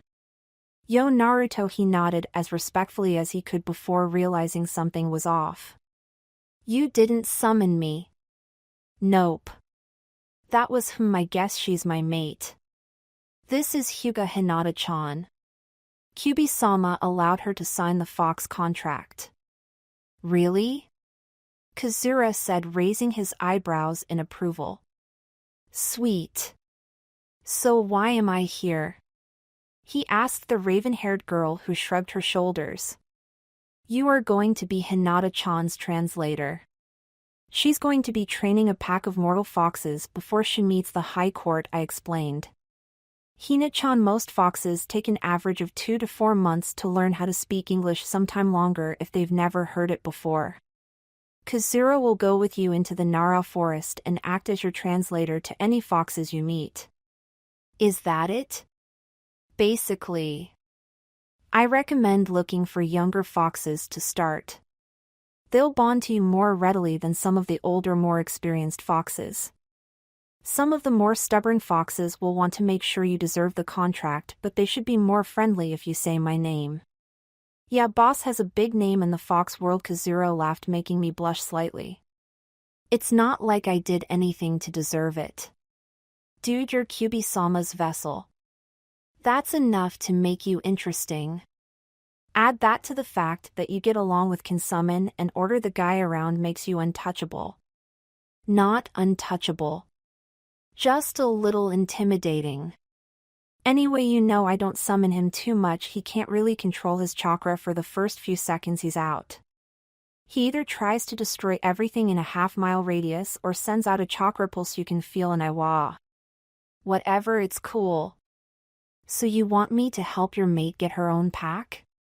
"No problem, I can handle that," he said, looking Hina-chan up and down before walking to her side and sitting down. "I also need you to stay with her until I return or I summon you. If there is an emergency, Hina-chan knows what to do.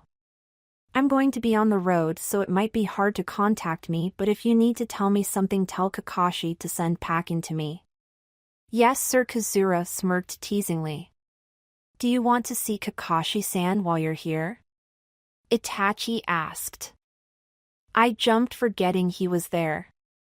Kakashi's a big umbu captain. I don't think he'll need me to keep tabs on him. I can always send him a fox if I need to.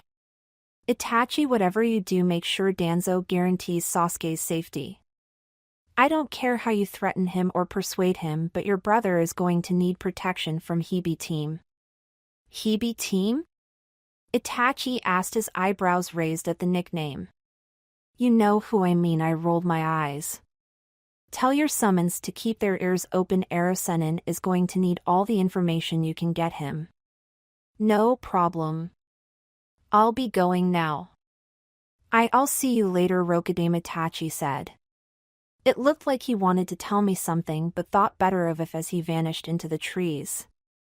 I stood activating my demon eyes and watching him run back to Konoha. I could tell he was trying not to look back. He's going to do it, isn't he?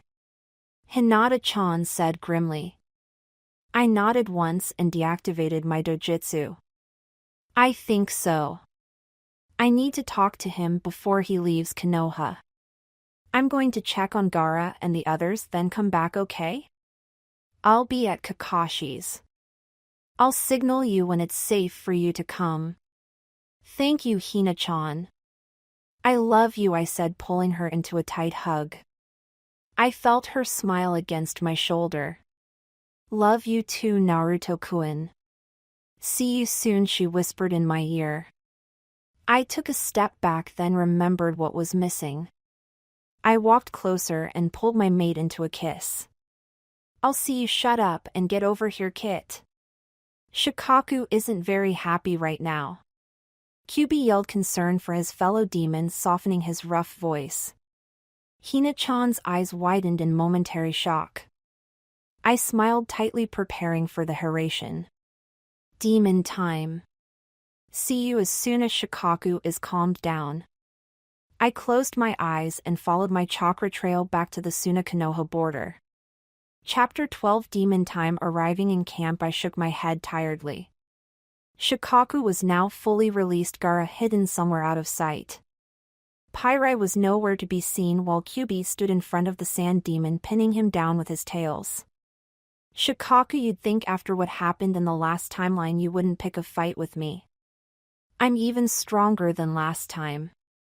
I don't care. If this is the only way I can talk without Zoran watching my every move. Now I'm finally. What are you know? You stupid Shikaku, really. Act your age. You're sealed into a cub.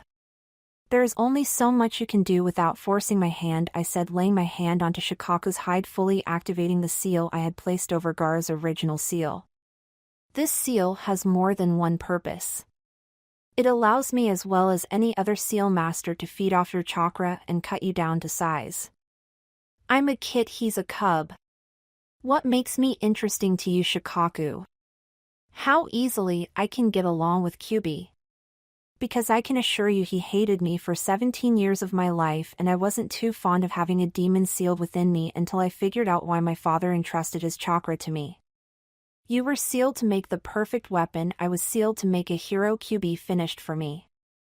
I placed a hand on his leg affectionately, and we watched as Shikaku shrunk down to the size of a mortal raccoon and Gara stumbled over to us, dazed. While what happened? Shika escaped, but I brought him down. Say hello to your tenant, Gara. I forced him into this form, I said, smiling to the redhead before glancing back the tiny Ichibi demon. Isn't he cute? Kit, you don't have to torture him. It's his nature to make his Jinchuriki's life hell. He feeds off their pain. Kyuubi chided me. So did you. You grew out of it. I'm just speeding up the process, I defended my actions. Shikaku, you better get over this fast. I need to go back to Konoha. I will never, Shikaku-sama. You're so cute. Pyrai shouted, running out of the shadows and dashing to the raccoon.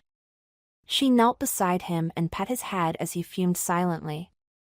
Pyrai, I just told the kit. You don't need to torture him. It's not his fault that Kyuubi was silenced as he noticed a long cut etched onto Pyrai's arm.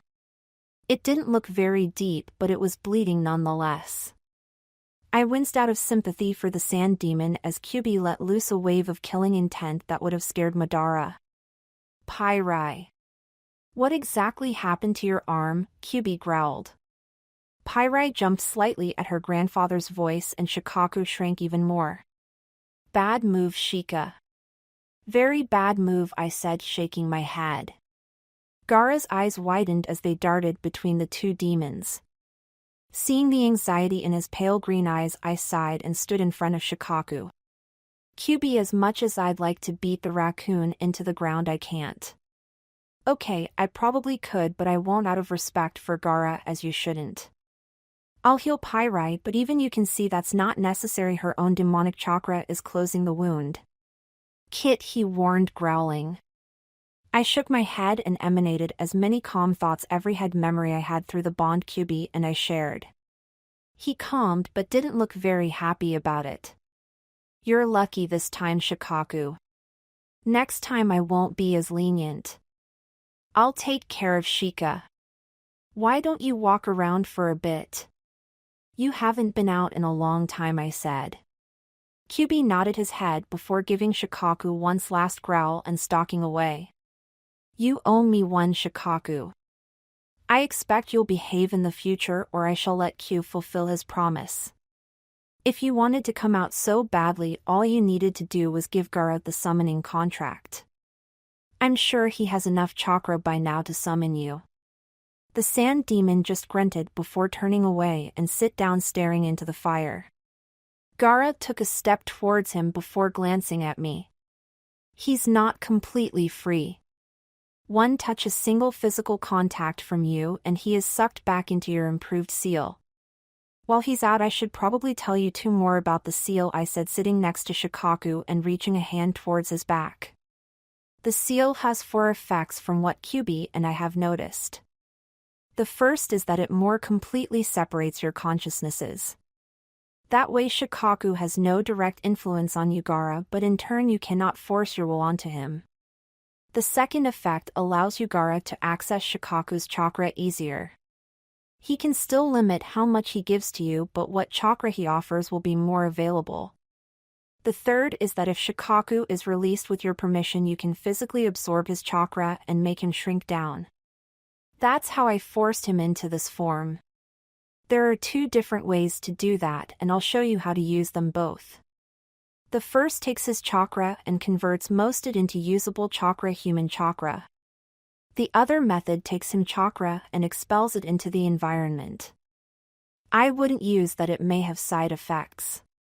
The last effect that I've noticed is that it makes the demon's chakra, in your case Shikaku's, inheritable. I finished awkwardly, not really wanting to go into the details. Like a Kekai Genkai? Gara asked. I nodded in turn and he put on his stoic thinking face. How do you know? I winced. I'd rather not have the talk with a 6-year-old Gara, but I needed to make sure of some things. I've told you I'm a time traveling. In the future I was a father, I explained, trying to be evasive. She was 2 days old when I left for this time. Her name was Hana. Namikaze Hana, I said, smiling sadly. Gara seemed to realize it was a raw topic and nodded in understanding. So your daughter Hana had Kyuubi's chakra? Not exactly. Instead of drawing on Q's chakra like I did, she seemed to generate her own. Also, her chakra coils developed abnormally early, even faster than mine did after the sealing. Before you ask, from what I understand, you were born with your coils already strong. Shikaku was sealed into you before you were born. You had more time to adapt to the demonic chakra. At mention of his sealing, Gara's bright eyes dimmed and he looked into the fire, avoiding my eyes. I know, he said with such bitterness it was easy to picture the Gara I had met during my Chunin exams. The insanity that Shikaku fed him from such a young age finally snapping before I beat him into a pulp.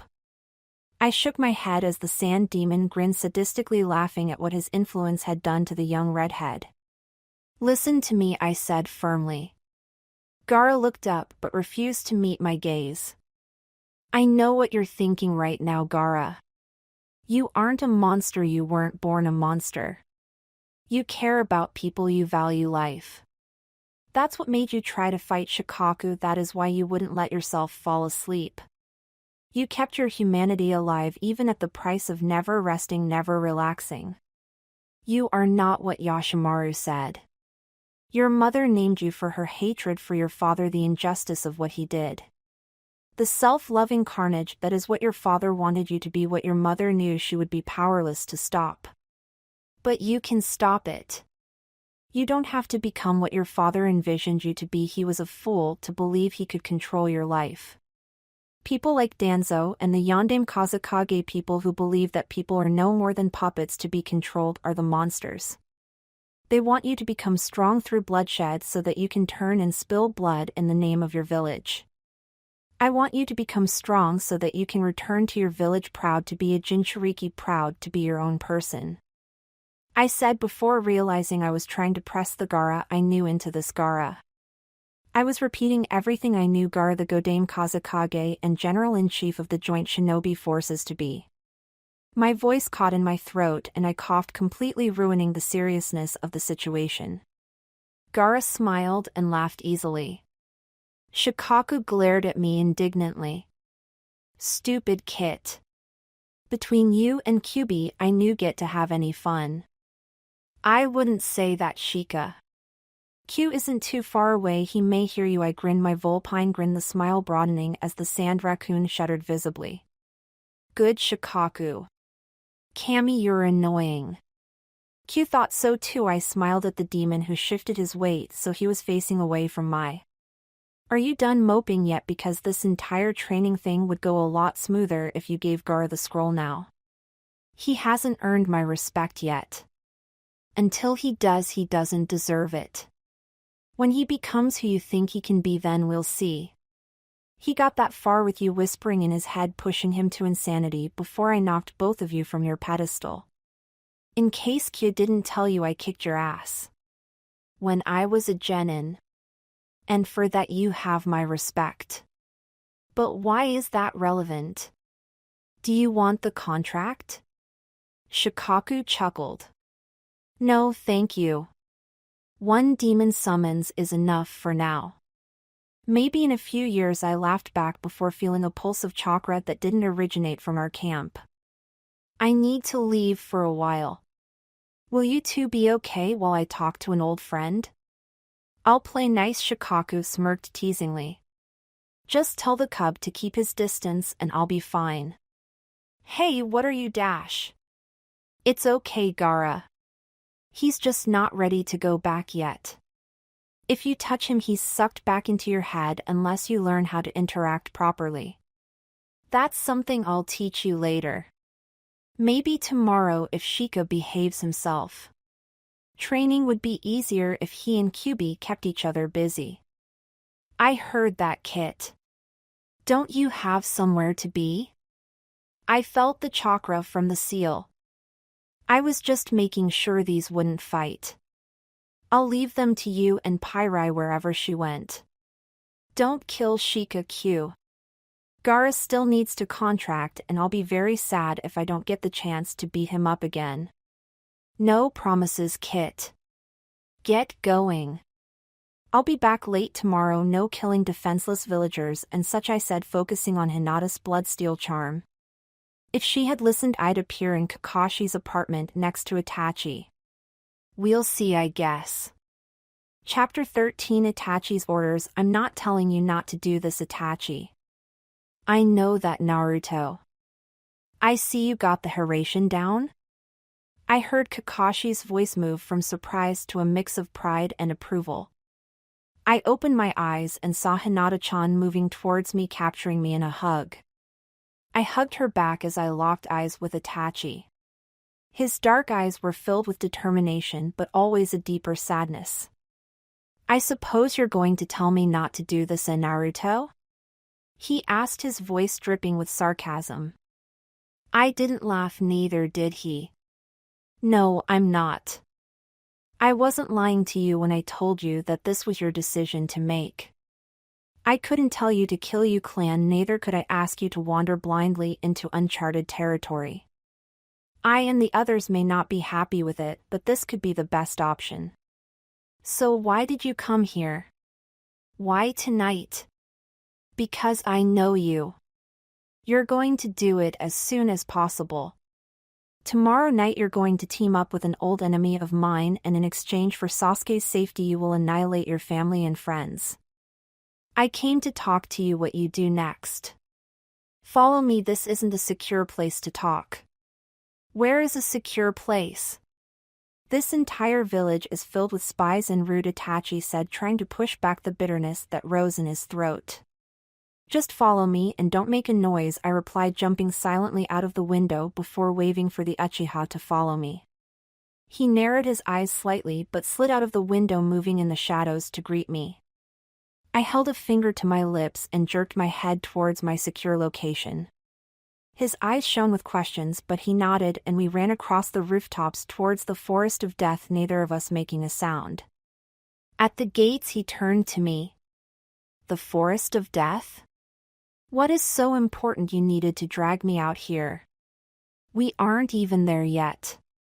Follow me, I said, jumping easily over the high fence. Come on, Itachi. You need everything I'm going to tell you. If you don't get this information, you may as well not follow through with your plan. What are you? No questions yet. Just trust me for now. How about that? Trust the Rokudame, I laughed. It was somewhat forced, but Itachi stared at me with defeated eyes. He jumped the fence as easily as I had. Lead the way, Hokage. Sure thing, Weasel-san, I chuckled, darting into the darkness. Itachi paused before catching up, and I remembered how fast I must seem. I made a mental note to up my weights as Itachi caught up to me and studied me with slightly narrowed eyes. I'm wearing chakra weights. 55 pounds on each leg and arm, with another 30 on my vest. I've been wearing these weights and increasing the weight since my 5th birthday. Kakashi guesses I'm about as fast as Guy is, but the green beast doesn't seem to want to spar with a 7-year-old, I explained, rolling my eyes. Itachi looked surprised, a rare expression on his face before he absorbed the new information and slipped back into his emotionless facade. Isn't that a bit young to wear weights? Excuse me, Umbu Captain? You're what, 13? You were your clan's prodigy, I'm from the future. We are set to different standards, both of us. Were? Sorry, I forgot. Sasuke killed you when we were 16. You gave him Amaterasu. I had Amaterasu? Itachi asked, the faintest trace of surprise in his tone. Yes. You were one of the most powerful shinobi until Sasuke came after you, and even then you had some deadly disease you caught during your time with Akatsuki. You could put someone on a genjutsu by pointing at them. It was actually really cool. Except that one time you used it on me, but I forgive you. It was a long time ago, I said honestly. Itachi looked a little downcast at news of his future behavior. If it makes you feel better, I attacked you. You had already joined Akatsuki as Jiraiya's spy, and you were sent to delay us from rescuing an old friend of mine. Who was your friend? Sabaku no Gara Godame Kazekage. The Akatsuki were after the Bijou, and Gara was Shikaku's jailer.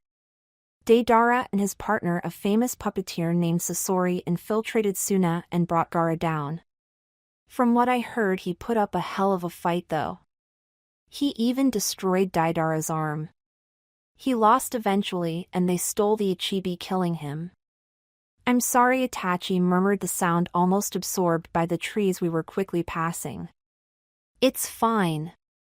One of the Suna elders, Lady Chiyo, came to the rescue. She used a forbidden medical ninjutsu. It brought Gara back at the cost of her own life. Her body was taken back to Suna, and she was buried by her brother. Gara returned to Suna and the position of Kazekage. He got married, had a son. He was there when I became Hokage, one of the first people to congratulate me on achieving my lifelong dream. Later in the Fourth Great Shinobi War, he was my general-in-chief. If there is anything to be sorry for, it's the fact that Gara may never happen now. I changed his present, taking him away from Suna and trying to mend his relationship with Shikaku. All I can do is hope he directs his remaining bitterness at the right people, not all of Suna. I finished, my feet touching the ground in front of my personal training ground. Itachi had a similar reaction to Hina-chan's shock. What happened here? Relearning the Rasengan, relearning Sage Mode, summoning a very large demon fox. She wasn't very happy about that. Rasengan again, Rasen Shuriken, Haraishin Chidori, Rasen Shuriken again. A few misplaced taijutsu moves, I said, pointing out individual craters and fallen trees. Oh, that one is my favorite. That's from a sparring session with Kakashi. Without my medical ninjutsu, he probably would have been in the hospital for a few months. Or dead. I didn't have a scratch, I said, laughing as I pointed to the largest crater in the field. Actually, that's a lie. I skinned my knee, jumping back from a very sharp-looking kunai. What did you do? Chidori in one hand, Rasengan in the other. Demon eyes. It was fun. He barely dodged it. You could have killed him. Probably. I just remember something he told me the second day I knew him. He told me that if I wanted to win, that I'd need to come at him with the intent to kill. He's regretted saying that ever since, believe me. I laughed before groaning. I realized how close I'd been to saying believe it. What? Old catchphrase. It's coming back. But that's not important. You need to know what happened to you and Sasuke. I'm going to tell you everything I know of what you did after you left Konoha. If you follow it closely, the timeline should stay intact on your end, and I'll be able to predict most, if not all, of what happens over here. You were 7 when I left the last time. How much could you know about the first few years after that? You were Jiraiya's spy. Sometime before he died, he told me the truth about you. In that timeline, you and Danzo led everyone to believe that you killed the Uchihas as a test of your strength, leaving Sasuke alive because he wasn't even worth killing. Arasenin told me why you did what you did, as well as every speck of information you sent to him via Weasel. You were very thorough, sending him updates on your whereabouts and assignments every week. That sounds like something I'd do. Itachi smiled tightly. So how are you going to do this? First, you are going to cast Tsukuyami. I know you can do it, don't bother lying to me. You're smart. I'm sure the first thing you did after gaining the Manjikyu was going into the Uchiha records and learning all the jutsu. I checked the records, but I only know the theories. I don't know what could happen if you aren't going to get it wrong. This jutsu was almost made for you. With it, you completely controlled space and time, at least to the target. If I remember correctly, you put Kakashi in the hospital for weeks. I did what? Don't worry about. He forgives you too. You are going to need Tsukuyami in the future. Why not practice without Madara poking his nose into your life? Scratch that, I almost forgot. He trains you for a while. Do the training, but never mind, I'll just show you all in one go. Well? Go for it! Itachi sighed at my enthusiasm but activated his Manjikyu Sharingan and staring into my eyes. I stared back emotionlessly as the world was bathed in red by a scarlet moon. I glanced around myself, seeing only gray shapes. Is this good job, Itachi? See, I told you. This jutsu was made for you. And unlike some people, Danzo and Madara, this jutsu doesn't need to be completely offensive. You could use it like I use Kage Bunshin to cut down the time it takes to learn a new technique. Or use it to gather information without inflicting actual damage. Okay, I did it. Now what? Now we take a walk, I joked lightly. Never mind, that was a horrible joke. Just be careful to control the time. This might take a while. Onward or Roku no Jutsu. The forest bathed in red disappeared, replaced by my memories. In a blur, I showed Itachi every second of his life I had known him. Scenes of Itachi and Sasuke as children sitting at the pier and laughing together. Itachi promising to help Sasuke train. Itachi poking Sasuke in the forehead before leaving to do his umbu work. I brought out Sasuke's figure after the Uchiha massacre. The brooding look on his stoic face. Our Team 7 introductions in which Sasuke stated that he had no dreams, only an ambition and future to kill his brother as vengeance for his slaughtered family. I showed the fight in the hospital that Jiraiya was forced to stop trying to prevent Kisame's involvement. Itachi calling his brother worthless and weak, unfit to call himself an Uchiha. Fighting Itachi alongside Kakashi and Sakura. Sasuke already breaking his ties with us. My own encounter with Itachi where he gave me some of his power. The 8-man squad's mission to find Itachi in order to lure Sasuke back home. Zetsu announcing that the duel between Sasuke and Itachi had ended, Sasuke as the victor. I showed Sasuke standing beside Madara after his battle with Danzo, yelling about the crimes Konoha had committed and sentencing Itachi to a life of banishment and treatment as if he were a criminal instead of completing his mission assigned to him by Danzo. The memories began to become slower, more normal. Scenes from my training venture with Erosenin, learning all about Itachi's life. Later watching Erosenin jump out of Tsunade Obaken's office window and running to meet me saying we needed to talk.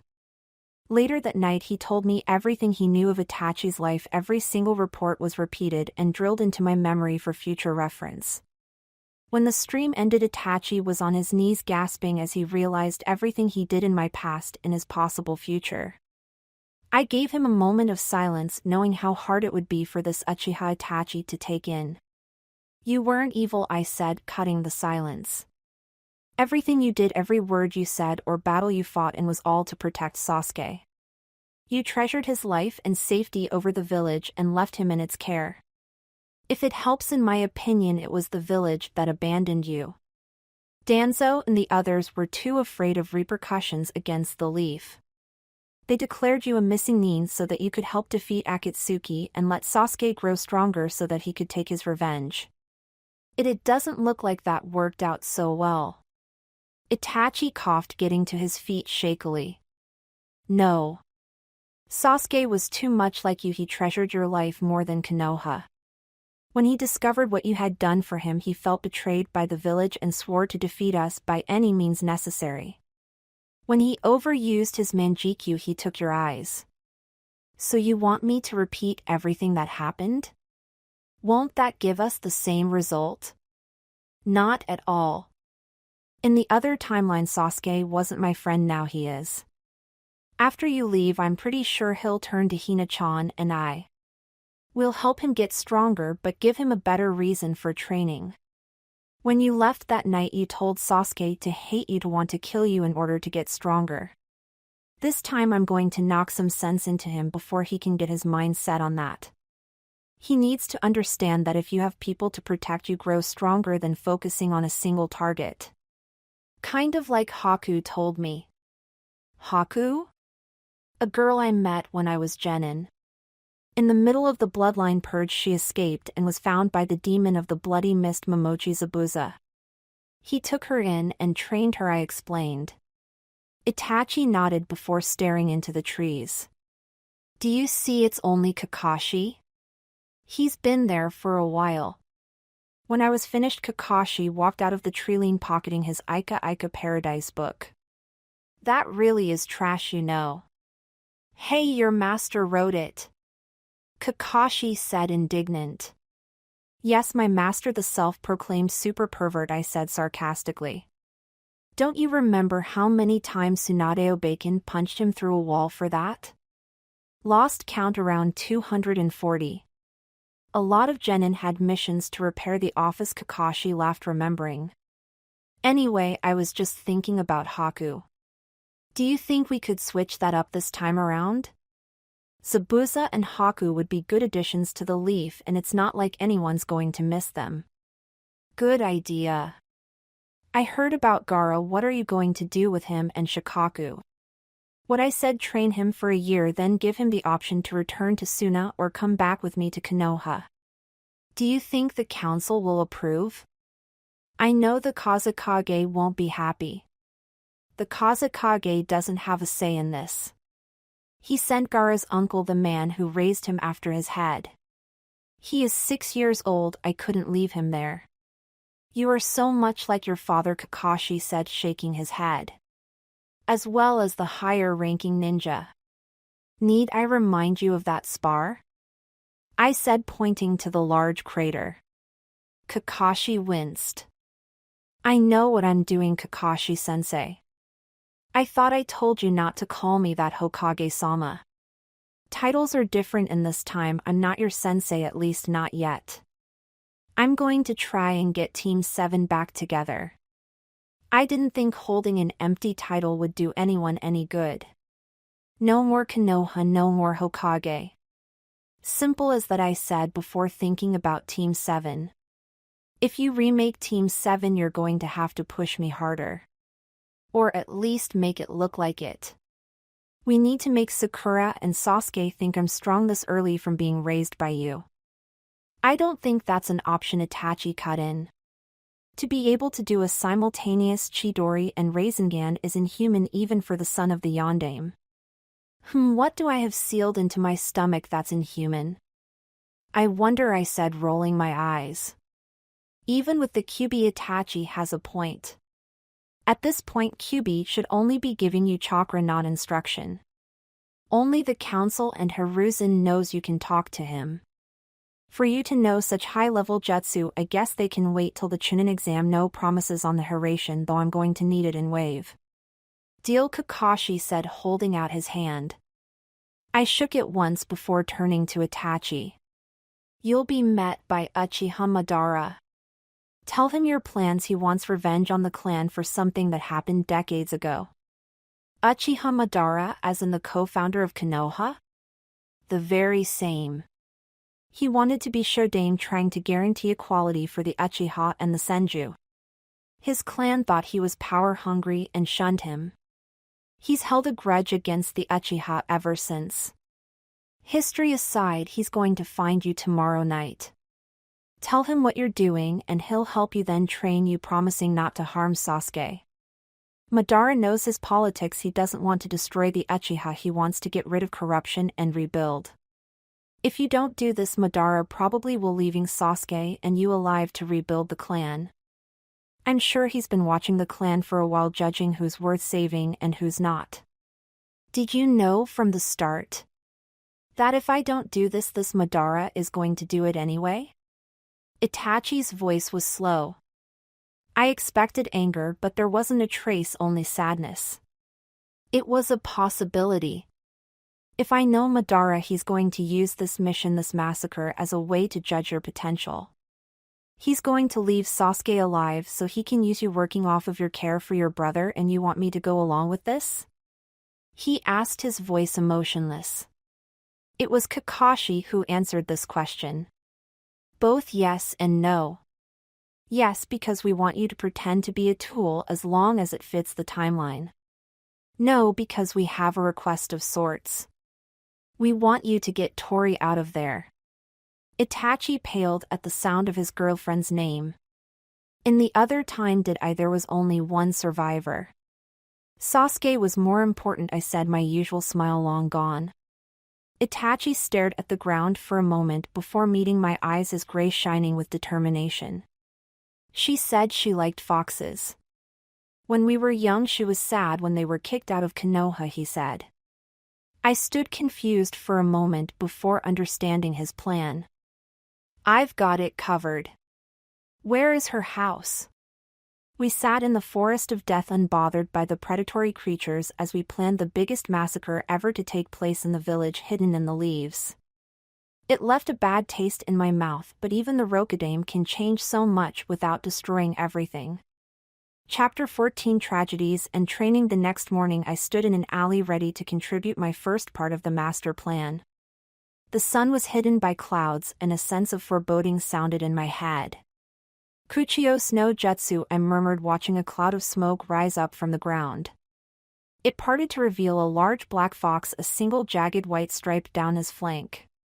His yellow eyes shone with power and wisdom, a rare combination. Ryu, I need you to find a young woman by the name of Uchiha Tori. Hi Naruto-sama, he barked, ready to move. Ryu, be careful. The villagers are wary of foxes ever since Kyuubi's rampage. I'm always careful. What should I do once I find the girl? Lead her to Kakashi's apartment. Kakashi and Hina-chan will be there. Also try to not talk to Tori. She likes foxes, but I'm not sure she'd be able to take in a talking fox without fainting. Hi, the fox said, nodding respectfully before running over the rooftops towards the Uchiha compound. Turning away, I activated my demon eyes and searched for Sasuke's chakra signature. He may have been training late last time, but something could change, I thought to myself. I knew that I didn't want Sasuke coming home, especially in the midst of it. Found him. I let the chakra recede from my eyes, the color reverting back to blue. Sasuke was in the woods near Konoha, throwing shuriken and kunai at an unsuspecting tree. Watching him miss, I almost laughed, watching the future destroyer of the world unable to hit a stationary target. I ran to his position, staying hidden in the trees. I hid my chakra signature and Sasuke didn't seem to notice me. When he winced grabbing a kunai incorrectly, I stifled a laugh and put on my idiot mask just like Madara. Hee-I Sasuke. I yelled, making him jump. I laughed as I jumped out of the bushes.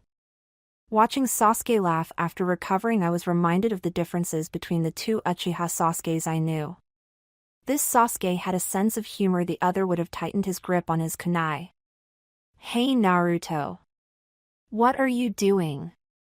I thought you and Hinata were going out to ramen.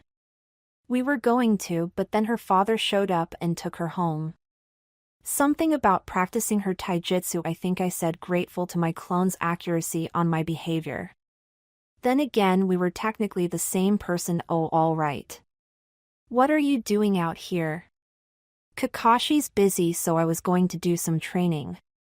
I was on my way to the field, Kakashi, and I used when I heard you, so I stopped by.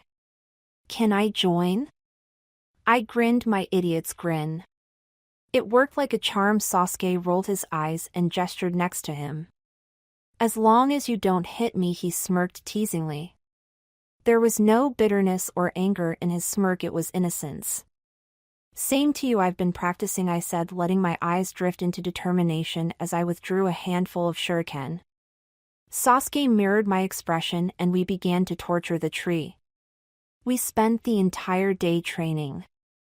I showed Sasuke some of the chakra exercises I had learned from Kakashi in the original timeline, such as tree walking. He seemed a little frustrated when he fell the first few times, but seemed to cheer up when I truthfully told him it took me a lot of tries. When the sun had finally set, he was exhausted while I hadn't broken a sweat all day. Hey Sasuke, want to go get some ramen? My treat, I coaxed, trying to buy Itachi time. Yeah, sure. I'm already late. Okayasan's already going to yell at me, Sasuke shrugged. I couldn't help but scream no, she's not, to myself. Keeping the facade, I led the way to Ichiraku Ramen. Once out, food was finished, I thanked Tucci and Iam and paid, pocketing Gama-chan as we left. Hey Sasuke, do you mind if I walk home with you? I haven't seen Itachi-kun in forever. I said, changing the timeline again. You don't think Kakashi-san will mind?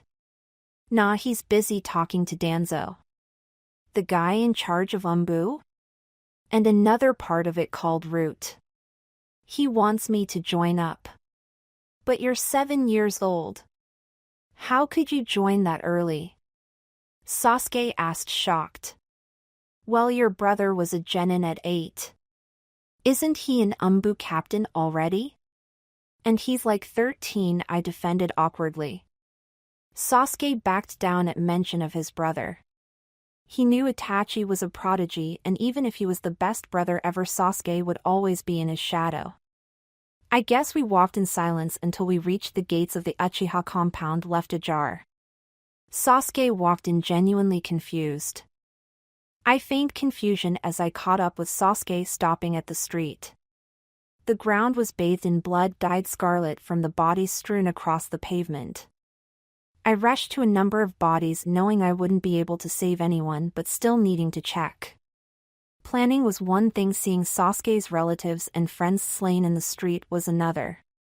Recognizing some of his friends, Sasuke fell to his knees and threw up. I looked up in a panic, unable to do anything. I can't do anything. They're all your family. We needed to check, I stammered, jogging to Sasuke's side. He stood, his eyes wide with grief, and nodded shakily. I pulled him in the direction of his house, wishing we were going anywhere else. A massacre. That is what everyone called it. To Sasuke, it was the loss of nearly everyone in his life he had cared about. Stumbling to Sasuke's parents lying dead in the living room, I watched as Itachi spoke to Sasuke more harshly than either of us had heard him. Itachi glanced once in my direction before leaving Sasuke unable to move, unable to endanger the future.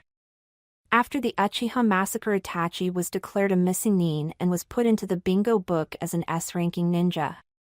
Sasuke moved out of the Uchiha compound into the apartment I shared with Kakashi. I myself stayed longer than I probably should have, chasing the fangirls away from my grieving friend. A week after the massacre, I told Sasuke that he should get strong to protect, not to avenge. Flashback: sitting at the table for breakfast, Kakashi's eyes darted between Sasuke and I. Sasuke stabbed at his pancakes angrily, my eggs untouched. The tension grew in the silence, Kakashi and I communicating with our eyes. Sasuke's features grew darker, brooding too much like the Sasuke I had known for over 10 years of my former life. Sasuke, we need to train, I said, breaking the silence. The tension remained and Kakashi began to clear the dishes. Sasuke nodded angrily, his eyes focusing determinedly on the checkered tablecloth.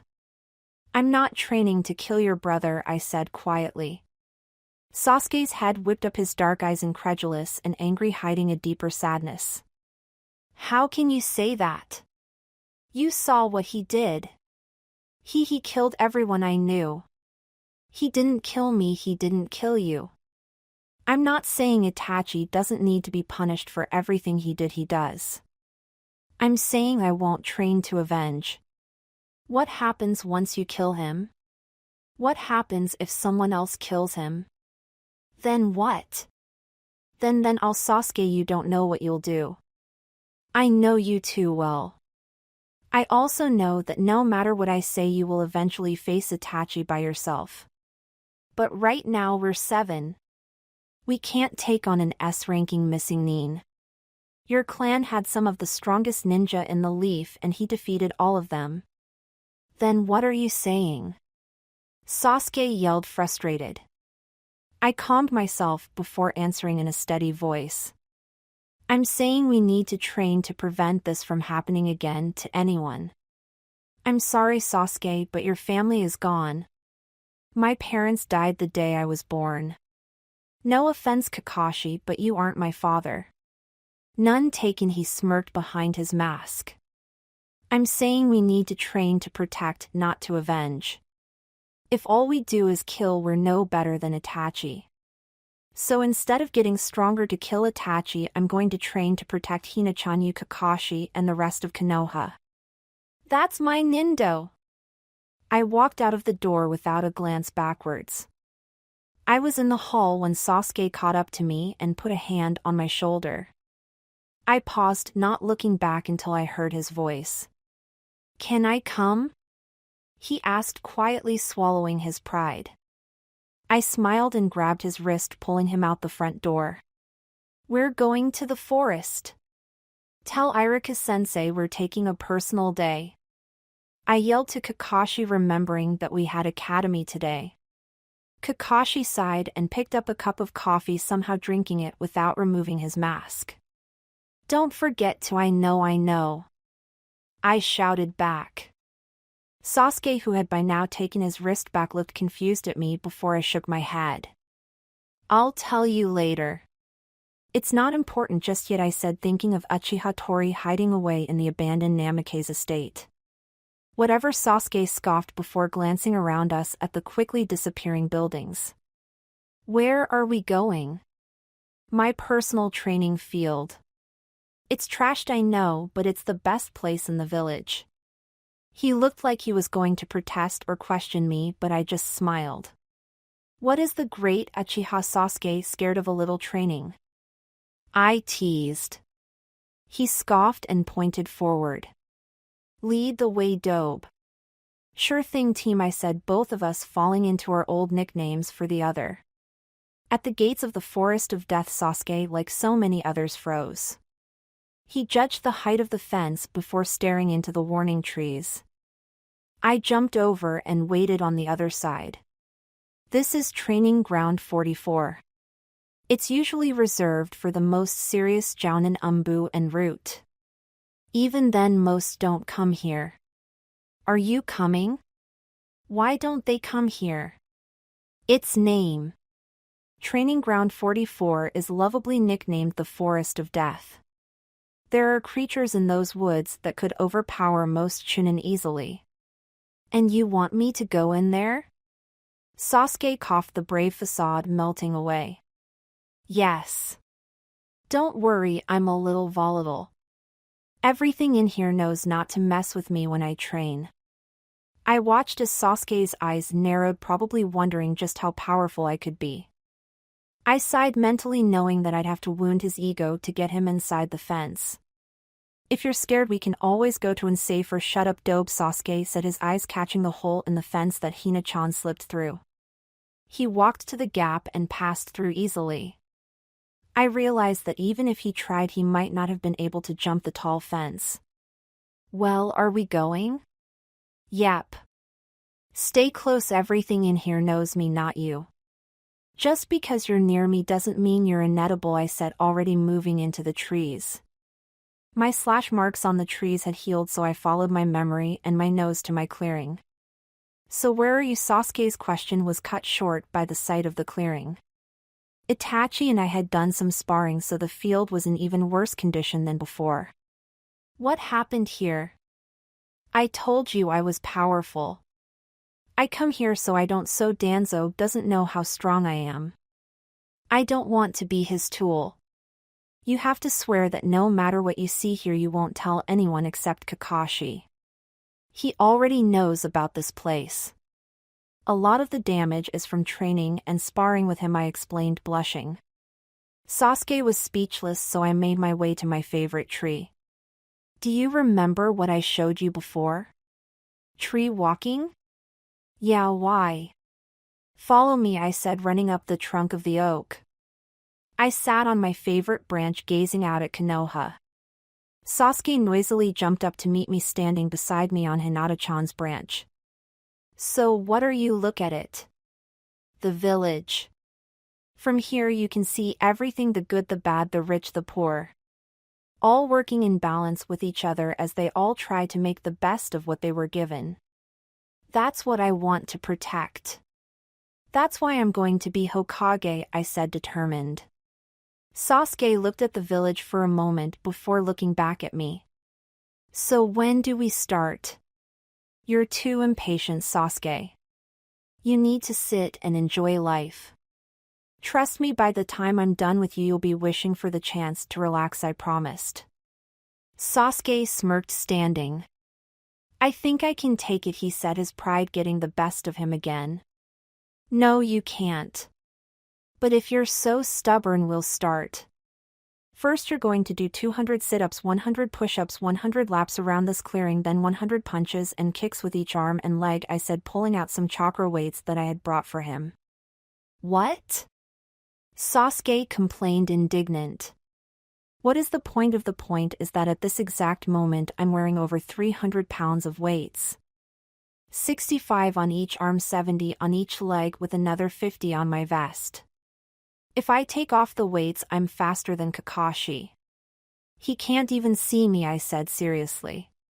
Put these on and activate them with your chakra. Don't use too much chakra or you'll kill yourself. Now, I said, jumping down into the field. I didn't soften my impact and a large crater spread around and under me. Get started, I grinned evilly. Sasuke gulped but started the exercises.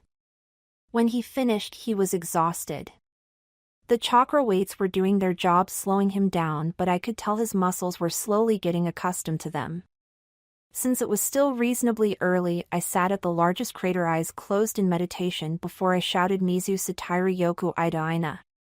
I jumped into the crater Kakashi, and I had made sparring and slammed my open palm into the rock. The earth cracked under my palm before a rush of water erupted all around me. I jumped back out of the crater and watched as it filled with clear water. I paused, smiling at my handiwork, before turning to Sasuke, whose jaw was nearly on the ground. We'll both be doing that exercise every day. We can train increasing the weights every 4 days whether or not we train. Now I'm going to teach you the next chakra control exercise, water walking. When we arrived back at Kakashi's apartment, Sasuke was dripping wet and I was struggling not to laugh, my stomach hurting from holding it in all day. Kyuubi laughed with me, enjoying Sasuke's struggle. When Kakashi saw us, he closed his book and his eyes tiredly. Please tell me you didn't use the hot spring, he said, a complaint rising in his tone. I don't take entertainment from watching children suffer, I chuckled sarcastically to my perverted sensei. Sasuke looked ready to hit me. I'd be scared if I hadn't been punched through a wall by Hinata-chan, Sakura Tsunade Bacon, and a number of angry women whilst training with Ero Sennin. Sasuke, don't hit him. It's not his fault, his judge of age is off. He is on level with most advanced jounin. Also, he's still bitter from when I taught him how to water walk. I took over at that point, knowing Kakashi would skew the details. Kakashi thought it'd be funny to teach me how to water walk over the hottest hot spring in Konoha. Let's just say I didn't get it right the first time, I grimaced. And he's bitter about the fact that I can beat his ass and I'm only 7. Isn't that right, Kakashi? Shut it, kid, Kakashi grimaced, remembering our latest spar. Flashback, are you ready to give up? Kakashi asked me, breathing heavily. I only laughed before reminding him of my Nindo. I don't give up. I don't back down. Remember? That's why Iwa hated me, I laughed, dodging a Chidori. Hey Kakashi-sensei, are you getting slow? That missed me by a long shot. You're lucky I can't touch me? Oh yeah, is it intent to kill time yet? Yes? Good. Chidori Rasengan. I yelled, focusing my chakra to each of my hands. I multitasked, swirling one chakra ball and electrifying the other as I activated Demon Eyes. Hey Kakashi! I'd duck if I were you. I shouted over the wind originating from my Rasengan. The silver-haired ninja's eyes widened. The Sharingan was used in this battle and he tried to shun away. He didn't have enough chakra left to dodge it. Both of my attacks went into his left shoulder. I gasped for a moment before remembering that I had the most powerful medical ninjutsu in my arsenal, courtesy of Senju Tsunade and Haruno Sakura, the Slug Sannin and Neo Slug Sannin respectively. My hands glowing with green chakra flickering red at the edges, I held Kakashi's shoulder, laughing as he woke up dazed. Hey Kakashi? You are getting slow, I almost killed you that time, I chuckled under my breath. Not bad for 7 years old. Shut up, kid. End flashback. What? Sasuke said, his eyes moving nervously between Kakashi and I. Kakashi took over. He may not look it, but Naruto is easily one of the strongest ninja in the village. He's a seal master and expert in genjutsu, invented his own style of taijutsu and mastered even more ninjutsu than I have, including medical ninjutsu, he reported, seemingly proud. Hey Kakashi, I told you not to tell anyone that. There's a reason I don't want Danzo to know everything about me, I chuckled, scratching the back of my head in my usual habit. And he doesn't like anyone to know he's Kage level, Kakashi added. Kakashi-sensei. It's not my fault I'm this dangerous. I didn't say it's your fault, I'm just saying that you're strong. If you wanted to, you could probably take Itachi. Oi! I yelled. Sasuke turned to me, a mixture of confusion, jealousy, and betrayal in his eyes. He looked at me for a moment longer, studying me before stalking out of the front door, grumbling to himself. Kakashi stared at Sasuke's retreating back. Was it something I said? Thank you for your views, likes, subscriptions, and overall support of my ongoing efforts to bring great content to all of you. Check out my Patreon for more mature fanfiction. The link is in the description and like everywhere on my channel.